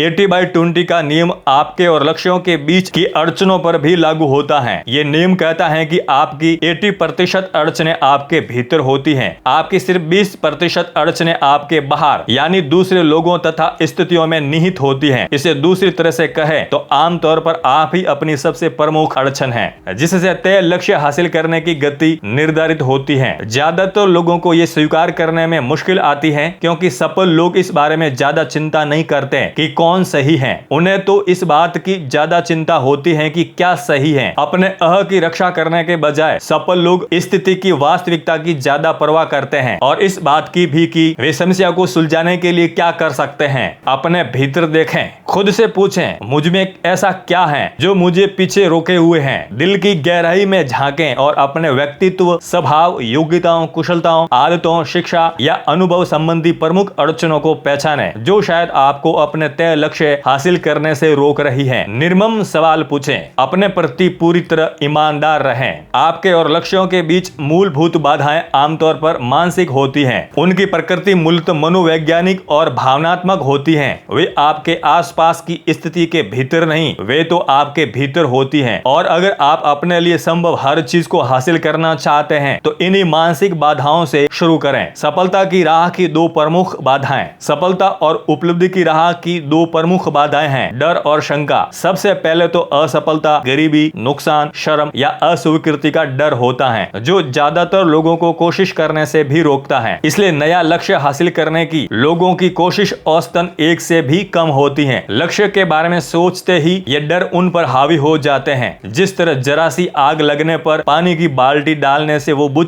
जाती है, उसी तरह ये डर उनकी इच्छा को पूरी तरह बुझा देते हैं। दूसरी मानसिक बाधा है आत्मशंका, जो डर के बहुत करीब है। हमें अपनी योग्यताओं पर विश्वास नहीं होता बल्कि शक होता है। हम अपनी तुलना दूसरों से करके सोचते हैं कि दूसरे लोग हमसे ज्यादा बेहतर, स्मार्ट और कार्यकुशल हैं। हम सोचते हैं मैं पर्याप्त अच्छा नहीं हूँ। हम अपने मन चाहे बड़े लक्ष्य हासिल करने की चुनौतियों के सामने अक्षम और हीन महसूस करते हैं। नकारात्मक भावनाएं छोड़ी भी जा सकती हैं। सौभाग्य से अगर शंका और डर के बारे में कोई अच्छी चीज है तो वो ये है कि ये दोनों सीखी हुई भावनाएं हैं। क्या आपने कभी कोई नकारात्मक शिशु देखा है? बच्चे जब इस दुनिया में आते हैं तो उनमें कोई डर या शंका नहीं होती। वे इन्हें सीखते हैं और हर सीखी हुई चीज को अभ्यास और दोहराव से छोड़ा जा सकता है। शंका और डर के मूल उपचार हैं साहस और आत्मविश्वास। आपके साहस और आत्मविश्वास का स्तर जितना ऊंचा होगा, डर और शंका का स्तर उतना ही नीचा होगा और ये नकारात्मक भावनाएं आपके प्रदर्शन और व्यवहार पर उतना ही कम असर डालेगी। साहस और आत्मविश्वास की कुंजियां। साहस तथा आत्मविश्वास ज्ञान और कुशलता के साथ बढ़ता है। ज्यादातर डर और शंकाएं अज्ञान और असक्षमता की भावना से पैदा होते हैं। आप अपने लक्ष्यों को हासिल करने की राह में जरूरी चीजें जितनी ज्यादा सीखते हैं, आपको उतना ही कम डर लगेगा और उतना ही ज्यादा साहस व आत्मविश्वास महसूस होगा। जरा उस वक्त को याद करें जब आपने पहली बार कार चलाना सीखा था। आप शायद बहुत तनाव में थे और घबरा रहे थे। आपसे बहुत सारी गलतियां हुई थी। शायद आप गलत तरीके से कार चला रहे थे और अपने साथ साथ दूसरों के लिए भी खतरा बन गए थे। लेकिन समय बीतने के साथ आप कार चलाने के ज्ञान और कुशलता में माहिर बन गए। आप बेहतर बनते गए और आपका आत्मविश्वास बढ़ता चला गया। आज आप आराम से कार चलाकर बिना किसी डर या चिंता के देश के पार जा सकते हैं। आप कार चलाने में इतने निपुण हो चुके हैं कि आप इस बारे में सोचे बिना भी इसे अच्छी तरह कर सकते हैं। यही सिद्धांत हर उस योग्यता पर लागू होता है जिसे आपको लक्ष्य हासिल करने के लिए सीखना है। शक्तिशाली बनाम शक्तिहीन। पेंसिल्वेनिया यूनिवर्सिटी के डॉक्टर मार्टिन सेलिगमैन ने 25 साल से ज्यादा तक उस प्रवृत्ति का अध्ययन किया जिसे उन्होंने सीखी हुई असहायता का नाम दिया। सेलिगमैन ने हजारों लोगों से बातचीत करने और अध्ययन करने के बाद ये निष्कर्ष निकाला कि 80% से ज्यादा लोग किसी न किसी हद तक सीखी हुई असहायता के शिकार होते हैं और कभी कभार तो काफी हद तक। सीखी हुई असहायता से पीड़ित लोग ये महसूस करते हैं कि वे अपने लक्ष्य हासिल करने या जीवन को बेहतर बनाने में असक्षम हैं। सीखी हुई असहायता का सबसे आम स्पष्टीकरण इन शब्दों में निहित है, मैं नहीं कर सकता। ऐसे लोगों को जब भी कोई अवसर, संभावना या नया लक्ष्य दिया जाता है तो वे तत्काल प्रतिक्रिया करते हैं, मैं नहीं कर सकता। फिर वे तमाम कारण गिनाने लग जाते हैं कि वो खास लक्ष्य या उद्देश्य उनके लिए संभव क्यों नहीं है। मैं अपने कैरियर में आगे नहीं बढ़ सकता, मुझे बेहतर नौकरी नहीं मिल सकती, मैं पढ़ने का समय नहीं निकाल सकता, मैं पैसे नहीं बचा सकता, मैं वजन कम नहीं कर सकता, मैं अपना खुद का बिजनेस शुरू नहीं कर सकता, मैं दूसरी आमदनी वाला बिजनेस शुरू नहीं कर सकता, मैं अपने संबंधों को बदल नहीं सकता या बेहतर नहीं बना सकता, मैं अपने समय पर काबू नहीं रख सकता। काम चाहे जो भी हो, उनके पास हमेशा खुद को रोकने वाला कोई न कोई कारण होता है जो फौरन उनकी संभावना पर ब्रेक लगा देता है। ये नए लक्ष्य तय करने की कोशिश या इच्छा को खत्म कर देता है और किसी तरह से परिस्थितियों को बदलने की अनुमति नहीं देता। हेनरी फोर्ड ने एक मशहूर वाक्य कहा था, अगर आपको विश्वास है कि आप कोई काम कर सकते हैं या आपको विश्वास है कि आप कोई काम नहीं कर सकते हैं, तो दोनों मामलों में आप सही हैं। असहायता को छोड़ना। सीखी हुई असहायता को आमतौर पर बचपन की विनाशकारी आलोचना, बड़े होते समय हुए नकारात्मक अनुभवों और वयस्क जीवन की असफलताओं का परिणाम होती है। खुद को सस्ते में बेचने की इस स्वाभाविक प्रवृत्ति से उबरने का तरीका ये है कि शुरुआत से आप छोटे लक्ष्य तय करें, योजना बनाएं और हर दिन योजना के हिसाब से काम करें। इस तरह से आप धीरे धीरे ज्यादा साहस और आत्मविश्वास विकसित करने लगते हैं, जैसा कि मांसपेशियां बनाते वक्त होता है। जब आपको खुद पर और अपनी योग्यताओं पर ज्यादा विश्वास होने लगे तो आप ज्यादा बड़े लक्ष्य तय कर सकते हैं। समय के साथ आपकी शंकाएं और डर कमजोर हो जाएंगे। आपका साहस और आत्मविश्वास इस हद तक बढ़ जाए कि वे आपकी सोच की सबसे प्रबल शक्ति बन जाएंगे। अंततः आपके पास सफलता का रिकॉर्ड होगा और बहुत कम समय में ही आप अदम्यनीय बन जाएंगे। आरामदेह दायरा का जाल। आपको जो दूसरी मानसिक बाधा पार करने की जरूरत है वो है आरामदेह दायरा। कई लोग अपनी वर्तमान स्थिति से ही संतुष्ट रहते हैं। वे किसी खास नौकरी या संबंध में या किसी खास तनख्वाह या जिम्मेदारी के स्तर पर इतना आरामदेह महसूस करने लगते हैं कि वे उसमें किसी भी तरह का परिवर्तन नहीं करना चाहते, भले ही वो परिवर्तन बेहतरी के लिए ही क्यों ना हो। आरामदेह दायरा महत्वाकांक्षा, इच्छा, संकल्प और उपलब्धि की राह में एक बड़ी बाधा है। आरामदेह दायरे में फंसे लोगों में अगर सीखी हुई असहायता भी हो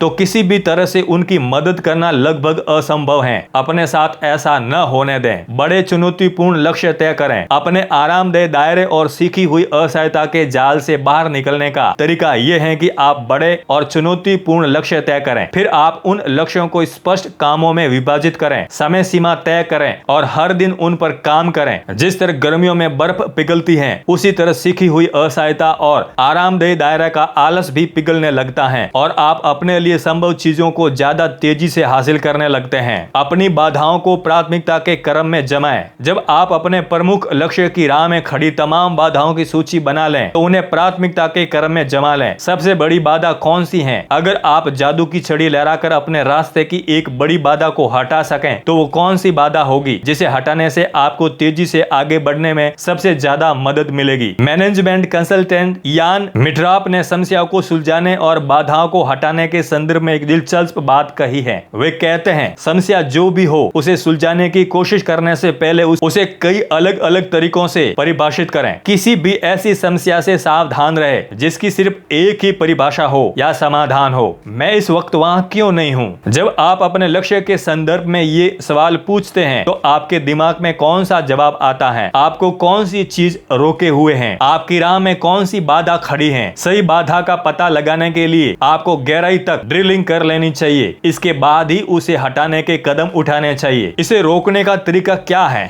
समस्या की हर परिभाषा के बाद हर बार ये सवाल पूछें, और कौन सी चीज समस्या की वजह हो सकती है? सेल्स विश्लेषण करना। कॉर्पोरेशंस और लोगों के साथ काम करते वक्त मैं मुनाफे या आमदनी को दोगुना करने के लक्ष्य के साथ शुरुआत करता हूं। मैं सुझाव देता हूं कि वे खुद से ये सवाल पूछें, हमारा मुनाफा या आमदनी पहले से ही दोगुनी क्यों नहीं है? बार बार ये सवाल पूछकर हमें अक्सर ऐसा जवाब मिलता है जो स्पष्ट जवाब से बिल्कुल अलग होता है। यहाँ पर सवाल की इस प्रक्रिया का एक उदाहरण देखें। बिक्री पर्याप्त नहीं हो रही है और कौन सी चीज समस्या की वजह हो सकती है? प्रति ग्राहक सेल्स का आकार पर्याप्त बड़ा नहीं है और कौन सी चीज समस्या की वजह हो सकती है? हमारे विज्ञापन पर्याप्त ग्राहकों को आकर्षित नहीं कर रहे हैं और कौन सी चीज समस्या की वजह हो सकती है? जैसा आप देख सकते हैं, इनमें से जो भी बाधा सही समस्या के रूप में उभर कर सामने आएगी उसे सुलझाने के लिए एक बिल्कुल अलग कार्य योजना की जरूरत होगी। अगर बिक्री पर्याप्त नहीं है तो हमारा समाधान बिक्री की संख्या बढ़ाना है। अगर प्रति ग्राहक सेल्स का आकार पर्याप्त बड़ा नहीं है तो हमारा समाधान प्रति ग्राहक सेल्स का आकार बढ़ाना है। अगर हमारे विज्ञापन पर्याप्त ग्राहकों को आकर्षित नहीं कर रहे हैं तो हमारा समाधान विज्ञापनों की गुणवत्ता को सुधारना है। ज्यादा गहराई तक ड्रिलिंग करते रहे। आप कह सकते हैं, हमारे ग्राहक हमसे पर्याप्त सामान नहीं खरीद रहे हैं और कौन सी चीज समस्या की वजह हो सकती है? हमारे ग्राहक हमसे पर्याप्त बार नहीं खरीद रहे हैं और कौन सी चीज समस्या की वजह हो सकती है? हमारे सेल्स पीपल हमारे ग्राहकों को पर्याप्त नहीं बेच रहे हैं। इसका समाधान बेहतर नियुक्ति, प्रशिक्षण और प्रबंधन द्वारा सेल्स फोर्स की गुणवत्ता में कायाकल्प करना हो सकता है। और कौन सी चीज समस्या की वजह हो सकती है?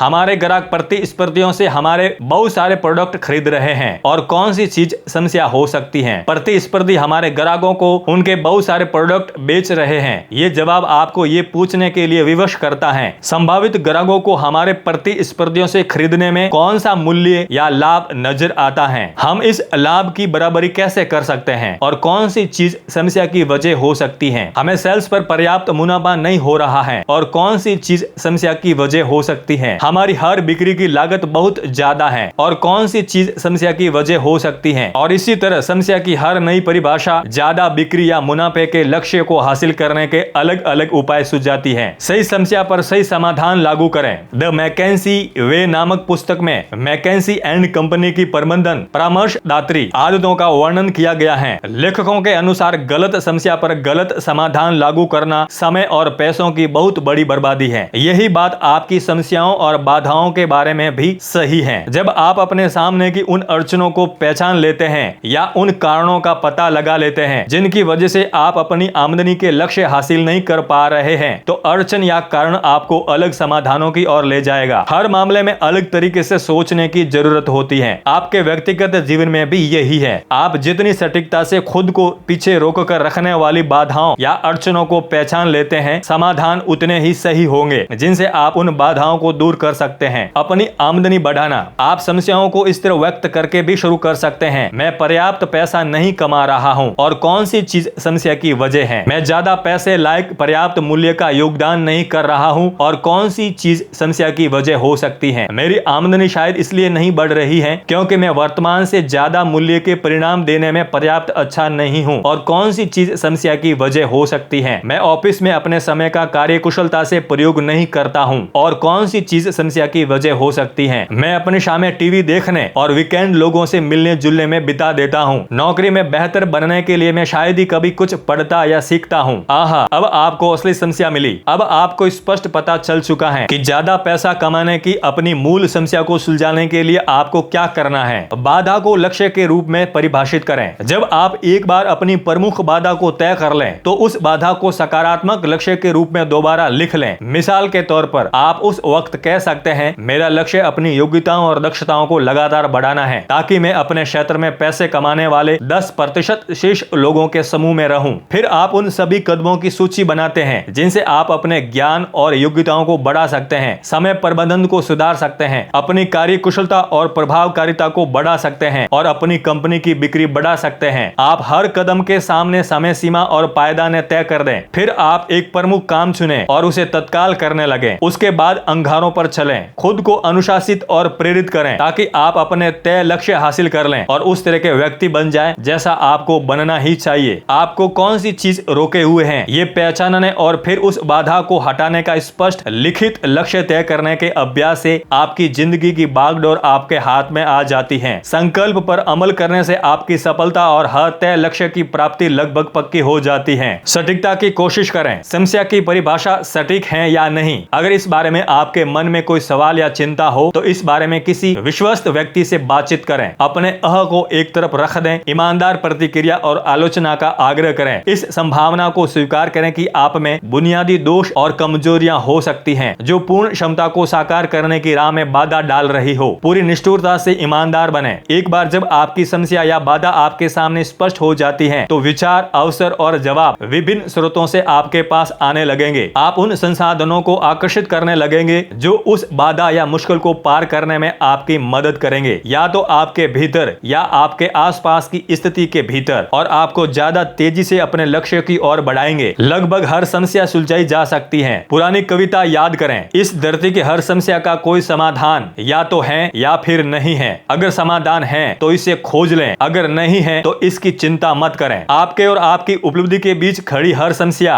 या बाधा का आमतौर पर कहीं न कहीं किसी न किसी तरह का समाधान जरूर होता है। आपका काम इस बारे में पूरी तरह स्पष्ट रहना है कि कौन सी चीज आपके लक्ष्य हासिल करने की गति को तय करती है। फिर अपना समय और ध्यान उस अड़चन को दूर करने पर केंद्रित करें। अपनी प्रमुख बाधा या अड़चन दूर करके आप अक्सर कुछ ही महीनों में इतनी ज्यादा तरक्की कर लेंगे जितनी ज्यादातर लोग लोग कई सालों में भी नहीं कर पाते। राह की बाधाओं को हटा दें। नंबर 1, एक प्रमुख लक्ष्य चुनें और फिर पूछें, मैं इस वक्त वहां क्यों नहीं हूं? कौन सी चीज या व्यक्ति मुझे पीछे रोके हुए हैं? जो भी चीज दिमाग में आए उसकी सूची बना लें। नंबर 2, अपने भीतर झांकें और इस संभावना को ध्यान में रखें कि आपके डर और शंकाएं ही सफलता की राह में आपकी सबसे बड़ी बाधाएं हैं। नंबर 3, अपने भीतर और बाहर की अड़चन या सीमित करने वाले तत्वों को पहचानें जो आपके लक्ष्य हासिल करने की गति को तय करता है। नंबर 4, अपनी प्रमुख समस्या या बाधा की कई परिभाषाएं गढ़ें। बार बार पूछते रहें और कौन सी चीज समस्या की वजह हो सकती है। नंबर 5, अपने सर्वश्रेष्ठ समाधान को लक्ष्य के रूप में परिभाषित करें। एक समय सीमा तय कर लें, एक कार्य योजना बना लें और फिर अपनी योजना पर काम करने में जुट जाएं। हर दिन इस पर तब तक काम करें जब तक कि समस्या सुलझ न जाए या बाधा दूर न हो जाए। चैप्टर 10, राह की बाधाओं को हटा दें। सफलता की दिलचस्पी रखने वाले व्यक्ति को असफलता को इस तरह देखना सीखना पड़ता है कि ये शिखर पर पहुंचने की प्रक्रिया का स्वस्थ अवश्यभावी हिस्सा है। आपके हिसाब से लोग हार मानने से पहले अपने नए लक्ष्य कितनी बार हासिल करने की कोशिश करते हैं? आपको क्या लगता है? दरअसल औसत 1 से भी कम। ज्यादातर लोग तो पहली कोशिश करने से पहले ही हार मान लेते हैं और वे इसलिए हार मान लेते हैं क्योंकि जैसे ही वे कोई नया काम करने का फैसला करते हैं, तमाम किस्म की बाधाएं, मुश्किलें, समस्याएं और अवरोध सामने प्रकट हो जाते हैं और वो भी फौरन। सच्चाई ये है कि सफल लोग असफल लोगों से कहीं ज्यादा बार असफल होते हैं। सफल लोग ज्यादा चीजें आजमाते हैं, गिरते हैं, उठते हैं और फिर दोबारा कोशिश करते हैं, बार बार करते हैं,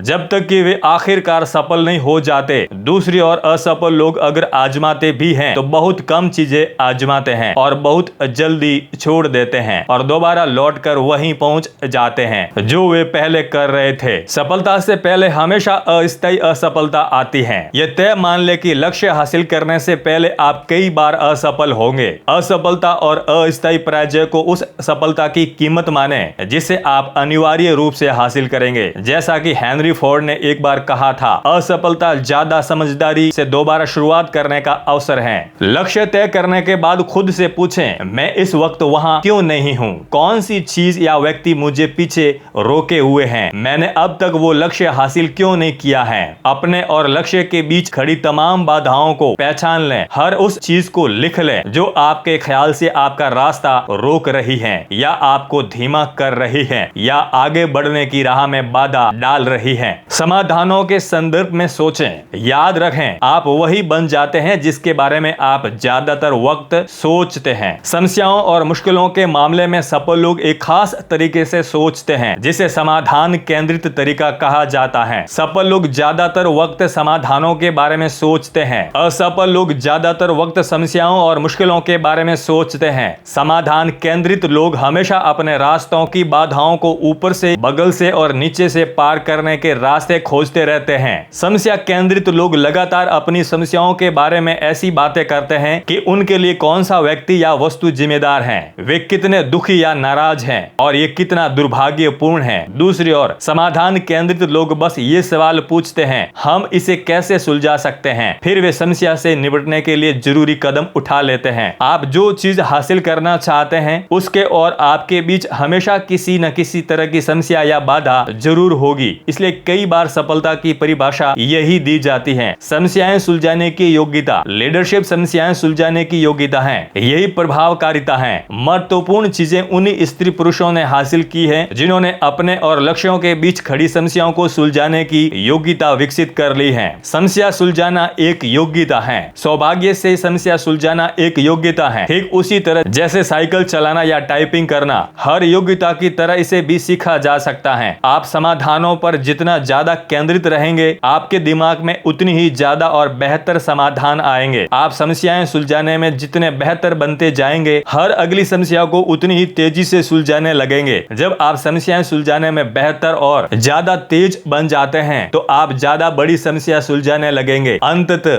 आप महत्वपूर्ण आर्थिक समस्याएं भी सुलझाने लगेंगे जिनका आप पर और दूसरों पर काफी असर होता है। दुनिया इसी तरह काम करती है। सच तो यह है कि आप में अपने लक्ष्यों की राह में खड़ी हर बाधा को पार करने या हर समस्या को सुलझाने की योग्यता है, बेशर्ते आप अपने लक्ष्य को पर्याप्त प्रबलता से चाहते हो। आप में इसी वक्त वो सारी बुद्धि और योग्यता है जिसकी जरूरत आपको अपनी राह की हर बाधा को पार करने के लिए होगी। अड़चनों का सिद्धांत पिछले कुछ दशकों में एक बहुत महत्वपूर्ण क्रांतिकारी अवधारणा उत्पन्न हुई है, जिसका वर्णन एलियाडू गोल्डरेट ने अपनी पुस्तक द गोल में अड़चनों का सिद्धांत के रूप में किया है। इसी सिद्धांत के अनुसार आप जो चीज हासिल करना चाहते हैं उसके और आपके बीच में कोई न कोई अड़चन या सीमित करने वाला तत्व मौजूद होता है, जो यह तय करता है कि आप कितनी तेजी से अपनी मंजिल पर पहुंचेंगे। मिसाल के तौर पर, अगर आप फ्रीवे पर गाड़ी चला रहे हैं और ट्रैफिक कंस्ट्रक्शन सभी कारों को एक ही लेन में सरका रहा है, तो वो बिंदु ही वो अड़चन है जो ये तय करते हैं कि आप कितनी तेजी से अपनी मंजिल तक पहुंचेंगे। आप इस अड़चन से जितनी तेजी से गुजरते हैं, काफी हद तक उसी से आपकी पूरी यात्रा की गति तय होगी। किसी भी प्रमुख लक्ष्य को हासिल करने में हमेशा कोई न कोई अड़चन या बाधा होती है जिसे आपको पार करना होता है। आपका काम है कि आप इसे सटीकता से पहचान लें और फिर अपनी समूची ऊर्जा इस प्रमुख अड़चन को खत्म करने पर केंद्रित कर लें। इस अड़चन को हटाने या इस सीमित करने वाले घटक से निपटने की योग्यता आपको जितनी तेजी से आगे बढ़ा सकती है, उतना शायद कोई दूसरा कदम नहीं कर सकता। भीतरी बनाम बाहरी अड़चन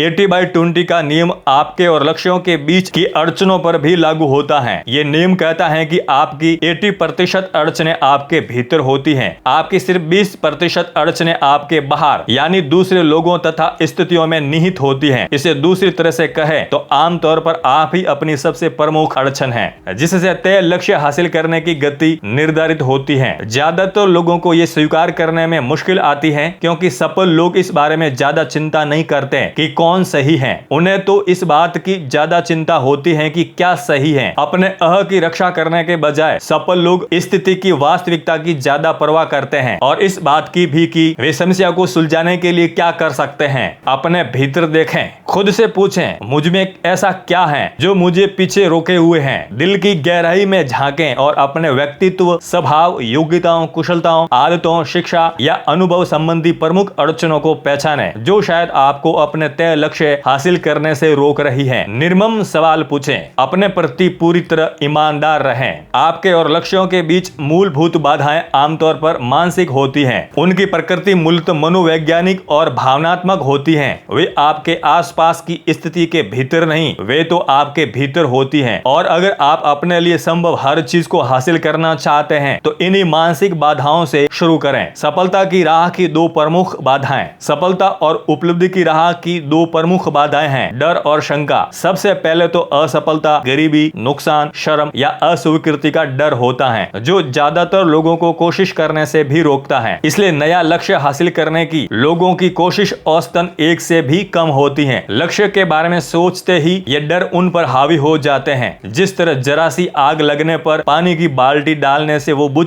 जाती है, उसी तरह ये डर उनकी इच्छा को पूरी तरह बुझा देते हैं। दूसरी मानसिक बाधा है आत्मशंका, जो डर के बहुत करीब है। हमें अपनी योग्यताओं पर विश्वास नहीं होता बल्कि शक होता है। हम अपनी तुलना दूसरों से करके सोचते हैं कि दूसरे लोग हमसे ज्यादा बेहतर, स्मार्ट और कार्यकुशल हैं। हम सोचते हैं मैं पर्याप्त अच्छा नहीं हूँ। हम अपने मन चाहे बड़े लक्ष्य हासिल करने की चुनौतियों के सामने अक्षम और हीन महसूस करते हैं। नकारात्मक भावनाएं छोड़ी भी जा सकती हैं। सौभाग्य से अगर शंका और डर के बारे में कोई अच्छी चीज है तो वो ये है कि ये दोनों सीखी हुई भावनाएं हैं। क्या आपने कभी कोई नकारात्मक शिशु देखा है? बच्चे जब इस दुनिया में आते हैं तो उनमें कोई डर या शंका नहीं होती। वे इन्हें सीखते हैं और हर सीखी हुई चीज को अभ्यास और दोहराव से छोड़ा जा सकता है। शंका और डर के मूल उपचार हैं साहस और आत्मविश्वास। आपके साहस और आत्मविश्वास का स्तर जितना ऊंचा होगा, डर और शंका का स्तर उतना ही नीचा होगा और ये नकारात्मक भावनाएं आपके प्रदर्शन और व्यवहार पर उतना ही कम असर डालेगी। साहस और आत्मविश्वास की कुंजियां। साहस तथा आत्मविश्वास ज्ञान और कुशलता के साथ बढ़ता है। ज्यादातर डर और शंकाएं अज्ञान और असक्षमता की भावना से पैदा होते हैं। आप अपने लक्ष्यों को हासिल करने की राह में जरूरी चीजें जितनी ज्यादा सीखते हैं, आपको उतना ही कम डर लगेगा और उतना ही ज्यादा साहस व आत्मविश्वास महसूस होगा। जरा उस वक्त को याद करें जब आपने पहली बार कार चलाना सीखा था। आप शायद बहुत तनाव में थे और घबरा रहे थे। आपसे बहुत सारी गलतियां हुई थी। शायद आप गलत तरीके से कार चला रहे थे और अपने साथ साथ दूसरों के लिए भी खतरा बन गए थे। लेकिन समय बीतने के साथ आप कार चलाने के ज्ञान और कुशलता में माहिर बन गए। आप बेहतर बनते गए और आपका आत्मविश्वास बढ़ता चला गया। आज आप आराम से कार चलाकर बिना किसी डर या चिंता क्षमता के देश के पार जा सकते हैं। आप कार चलाने में इतने निपुण हो चुके हैं कि आप इस बारे में सोचे बिना भी इसे अच्छी तरह कर सकते हैं। यही सिद्धांत हर उस योग्यता पर लागू होता है जिसे आपको लक्ष्य हासिल करने के लिए सीखना है। शक्तिशाली बनाम शक्तिहीन। पेंसिल्वेनिया यूनिवर्सिटी के डॉक्टर मार्टिन सेलिगमैन ने 25 साल से ज्यादा तक उस प्रवृत्ति का अध्ययन किया जिसे उन्होंने सीखी हुई असहायता का नाम दिया। सेलिगमैन ने हजारों लोगों से बातचीत करने और अध्ययन करने के बाद यह निष्कर्ष निकाला कि 80% से ज्यादा लोग किसी न किसी हद तक सीखी हुई असहायता के शिकार होते हैं और कभी कभार तो काफी हद तक। सीखी हुई असहायता से पीड़ित लोग ये महसूस करते हैं कि वे अपने लक्ष्य हासिल करने या जीवन को बेहतर बनाने में असक्षम हैं। सीखी हुई असहायता का सबसे आम स्पष्टीकरण इन शब्दों में निहित है, मैं नहीं कर सकता। ऐसे लोगों को जब भी कोई अवसर, संभावना या नया लक्ष्य दिया जाता है तो वे तत्काल प्रतिक्रिया करते हैं, मैं नहीं कर सकता। फिर वे तमाम कारण गिनाने लग जाते हैं कि वो खास लक्ष्य या उद्देश्य उनके लिए संभव क्यों नहीं है। मैं अपने कैरियर में आगे नहीं बढ़ सकता, मुझे बेहतर नौकरी नहीं मिल सकती, मैं पढ़ने का समय नहीं निकाल सकता, मैं पैसे नहीं बचा सकता, मैं वजन कम नहीं कर सकता, मैं अपना खुद का बिजनेस शुरू नहीं कर सकता, मैं दूसरी आमदनी वाला बिजनेस शुरू नहीं कर सकता, मैं अपने संबंधों को बदल नहीं सकता या बेहतर नहीं बना सकता, मैं अपने समय पर काबू नहीं रख सकता। काम चाहे जो भी हो, उनके पास हमेशा खुद को रोकने वाला कोई न कोई कारण होता है जो फौरन उनकी संभावना पर ब्रेक लगा देता है। ये नए लक्ष्य तय करने की कोशिश या इच्छा को खत्म कर देता है और किसी तरह से परिस्थितियों को बदलने की अनुमति नहीं देता। हेनरी फोर्ड ने एक मशहूर वाक्य कहा था, अगर आपको विश्वास है कि आप कोई काम कर सकते हैं या आपको विश्वास है कि आप कोई काम नहीं कर सकते हैं तो दोनों मामलों में आप सही हैं। असहायता को छोड़ना। सीखी हुई असहायता को आमतौर पर बचपन की विनाशकारी आलोचना, बड़े होते समय हुए नकारात्मक अनुभवों और वयस्क जीवन की असफलताओं का परिणाम होती है। खुद को सस्ते में बेचने की इस स्वाभाविक प्रवृत्ति से उबरने का तरीका ये है कि शुरुआत से आप छोटे लक्ष्य तय करें, योजना बनाएं और हर दिन योजना के हिसाब से काम करें। इस तरह से आप धीरे धीरे ज्यादा साहस और आत्मविश्वास विकसित करने लगते हैं, जैसा कि मांसपेशियां बनाते वक्त होता है। जब आपको खुद पर और अपनी योग्यताओं पर ज्यादा विश्वास होने लगे तो आप ज्यादा बड़े लक्ष्य तय कर सकते हैं। समय के साथ आपकी शंकाएं और डर कमजोर हो जाएंगे। आपका साहस और आत्मविश्वास इस हद तक बढ़ जाए कि वे आपकी सोच की सबसे प्रबल शक्ति बन जाएंगे। अंततः आपके पास सफलता का रिकॉर्ड होगा और बहुत कम समय में ही आप अदम्यनीय बन जाएंगे। आरामदेह दायरा का जाल। आपको जो दूसरी मानसिक बाधा पार करने की जरूरत है वो है आरामदेह दायरा। कई लोग अपनी वर्तमान स्थिति से ही संतुष्ट रहते हैं। वे किसी खास नौकरी या संबंध में या किसी खास तनख्वाह या जिम्मेदारी के स्तर पर इतना आरामदेह महसूस करने लगते हैं कि वे उसमें किसी भी तरह का परिवर्तन नहीं करना चाहते, भले ही वो परिवर्तन बेहतरी के लिए ही क्यों ना हो। आरामदेह दायरा महत्वाकांक्षा, इच्छा, संकल्प और उपलब्धि की राह में एक बड़ी बाधा है। आरामदेह दायरे में फंसे लोगों में अगर सीखी हुई असहायता भी हो तो किसी भी तरह से उनकी मदद करना लगभग असंभव है। अपने साथ ऐसा न होने दें। बड़े चुनौतीपूर्ण लक्ष्य तय करें। अपने आरामदेह दायरे और सीखी हुई असहायता के जाल से बाहर निकलने का तरीका यह है कि आप बड़े और चुनौतीपूर्ण लक्ष्य तय करें। फिर आप उन लक्ष्यों को स्पष्ट कामों में विभाजित करें, समय सीमा तय करें और हर दिन उन पर काम करें। जिस तरह गर्मियों में बर्फ पिघलती है उसी तरह सीखी हुई असहायता और आरामदेह दायरा का आलस भी पिघलने लगता है और आप अपने लिए संभव चीजों को ज्यादा तेजी से हासिल करने लगते हैं। अपनी बाधाओं को प्राथमिकता के क्रम में जमाएं। जब आप अपने प्रमुख लक्ष्य की राह में खड़ी तमाम बाधाओं की सूची बना लें तो उन्हें प्राथमिकता के क्रम में जमा लें। सबसे बड़ी बाधा कौन सी है? अगर आप जादू की छड़ी लहराकर अपने रास्ते की एक बड़ी बाधा को हटा सकें तो वो कौन सी बाधा होगी जिसे हटाने से आपको तेजी से आगे बढ़ने में सबसे ज्यादा मदद मिलेगी? मैनेजमेंट कंसल्टेंट यान मिट्राप ने समस्या को सुलझाने और बाधाओं को हटाने के संदर्भ में एक दिलचस्प बात कही है। वे कहते हैं, समस्या जो भी हो उसे सुलझाने की कोशिश करने से पहले उसे कई अलग अलग तरीकों से परिभाषित करें। किसी भी ऐसी समस्या से सावधान रहे जिसकी सिर्फ एक ही परिभाषा हो या समाधान हो। मैं इस वक्त वहां क्यों नहीं हूं? जब आप अपने लक्ष्य के संदर्भ में ये सवाल पूछते हैं तो आपके दिमाग में कौन सा जवाब आता है? आपको कौन सी चीज रोके हुए हैं? आपकी राह में कौन सी बाधा खड़ी है? सही बाधा का पता लगाने के लिए आपको गहराई तक ड्रिलिंग कर लेनी चाहिए। इसके बाद ही उसे हटाने के कदम उठाने चाहिए। इसे रोकने का तरीका क्या है?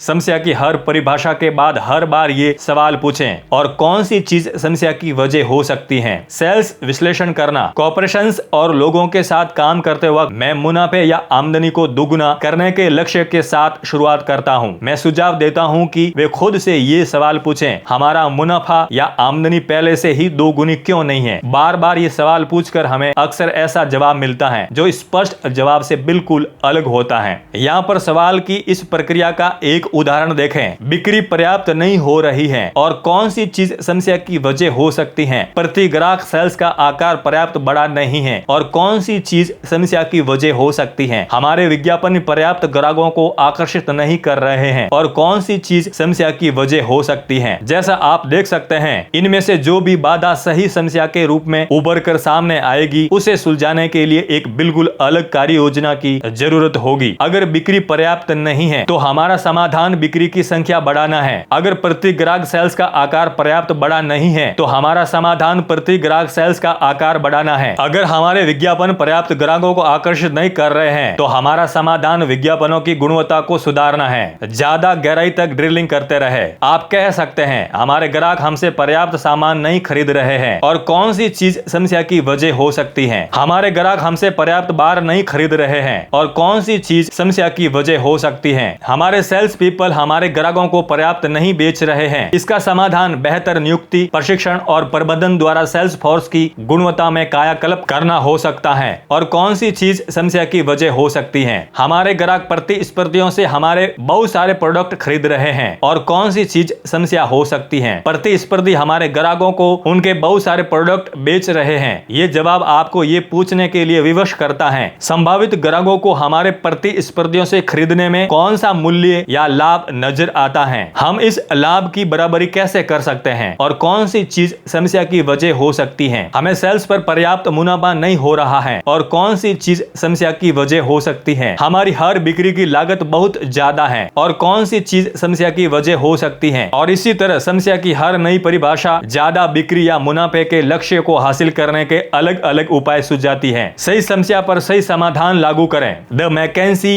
वे नामक पुस्तक में मैकेंसी एंड कंपनी की प्रबंधन परामर्शदात्री आदतों का वर्णन किया गया है। लेखकों के अनुसार गलत समस्या पर गलत समाधान लागू करना समय और पैसों की बहुत बड़ी बर्बादी है। यही बात आपकी समस्याओं और बाधाओं के बारे में भी सही है। जब आप अपने सामने की उन अड़चनों को पहचान लेते हैं या उन कारणों का पता लगा लेते हैं जिनकी वजह से आप अपनी आमदनी के लक्ष्य हासिल नहीं कर पा रहे हैं, तो अड़चन या कारण आपको अलग समाधानों की ओर ले जाएगा। हर मामले में अलग तरीके से सोचने की जरूरत होती है। आपके व्यक्तिगत जीवन में भी यही है। आप जितनी सटीकता से खुद को पीछे रोककर रखने वाली बाधाओं या अड़चनों को पहचान लेते हैं, समाधान उतने ही सही होंगे जिनसे आप उन बाधाओं को दूर कर सकते हैं। अपनी आमदनी बढ़ाना। आप समस्याओं को इस तरह व्यक्त करके भी शुरू कर सकते हैं, मैं पर्याप्त पैसा नहीं कमा रहा हूं और कौन सी चीज समस्या की वजह है? मैं ज्यादा पैसे लायक पर्याप्त मूल्य का योगदान नहीं कर रहा हूं और कौन सी चीज समस्या की वजह हो सकती है? मेरी आमदनी शायद इसलिए नहीं बढ़ रही है क्योंकि मैं वर्तमान से ज्यादा मूल्य के परिणाम देने में पर्याप्त अच्छा नहीं हूं और कौन सी चीज समस्या की वजह हो सकती है? मैं ऑफिस में अपने समय का कार्यकुशलता से प्रयोग नहीं करता हूं और कौन सी चीज समस्या की वजह हो सकती है? मैं अपनी शामें टीवी देखने और वीकेंड लोगों से मिलने जुलने में बिता देता हूं। नौकरी में बेहतर बनने के लिए मैं शायद ही कभी कुछ पढ़ता या सीखता हूं। आहा, अब आपको असली समस्या मिली। अब आपको स्पष्ट पता चल चुका है कि ज्यादा पैसा कमाने की अपनी मूल समस्या को सुलझाने के लिए आपको क्या करना है। बाधा को लक्ष्य के रूप में परिभाषित करें। जब आप एक बार अपनी प्रमुख बाधा को तय कर लें तो उस बाधा को सकारात्मक लक्ष्य के रूप में दोबारा लिख लें। मिसाल के तौर पर आप उस वक्त कह सकते हैं, मेरा लक्ष्य अपनी योग्यताओं और दक्षताओं को लगातार बढ़ाना है ताकि मैं अपने क्षेत्र में पैसे कमाने वाले 10% शेष लोगों के समूह में रहूं। फिर आप उन सभी कदमों की सूची बनाते हैं जिनसे आप अपने ज्ञान और योग्यताओं को बढ़ा सकते हैं, समय प्रबंधन को सुधार सकते हैं, अपनी कार्य कुशलता और प्रभावकारिता को बढ़ा सकते हैं और अपनी कंपनी की बिक्री बढ़ा सकते हैं। आप हर कदम के सामने समय सीमा और पायदान तय कर दें। फिर आप एक प्रमुख काम चुनें और उसे तत्काल करने लगे। उसके बाद अंगारों पर चलें। खुद को अनुशासित और प्रेरित करें ताकि आप अपने तय लक्ष्य हासिल कर लें और उस तरह के व्यक्ति बन जाएं जैसा आपको बनना ही चाहिए। आपको कौन सी चीज रोके हुए हैं ये पहचानने और फिर उस बाधा को हटाने का स्पष्ट लिखित लक्ष्य तय करने के अभ्यास से आपकी जिंदगी की बागडोर आपके हाथ में आ जाती है। संकल्प पर अमल करने से आपकी सफलता और हर तय लक्ष्य की प्राप्ति लगभग पक्की हो जाती जाती हैं। सटीकता की कोशिश करें, समस्या की परिभाषा सटीक है या नहीं। अगर इस बारे में आपके मन में कोई सवाल या चिंता हो तो इस बारे में किसी विश्वस्त व्यक्ति से बातचीत करें। अपने अह को एक तरफ रख दें, ईमानदार प्रतिक्रिया और आलोचना का आग्रह करें। इस संभावना को स्वीकार करें कि आप में बुनियादी दोष और कमजोरियां हो सकती हैं जो पूर्ण क्षमता को साकार करने की राह में बाधा डाल रही हो। पूरी निष्ठुरता से ईमानदार बने। एक बार जब आपकी समस्या या बाधा आपके सामने स्पष्ट हो जाती है तो विचार, अवसर और जवाब विभिन्न स्रोतों से आपके पास आने लगेंगे। आप उन संसाधनों को आकर्षित करने लगेंगे जो उस बाधा या मुश्किल को पार करने में आपकी मदद करेंगे, या तो आपके भीतर या आपके आसपास की स्थिति के भीतर, और आपको ज्यादा तेजी से अपने लक्ष्य की ओर बढ़ाएंगे। लगभग हर समस्या सुलझाई जा सकती है। पुरानी कविता याद करें, इस धरती की हर समस्या का कोई समाधान या तो है या फिर नहीं है। अगर समाधान है तो इसे खोज लें, अगर नहीं है तो इसकी चिंता मत करें। आपके और आपकी उपलब्धि के बीच खड़ी हर समस्या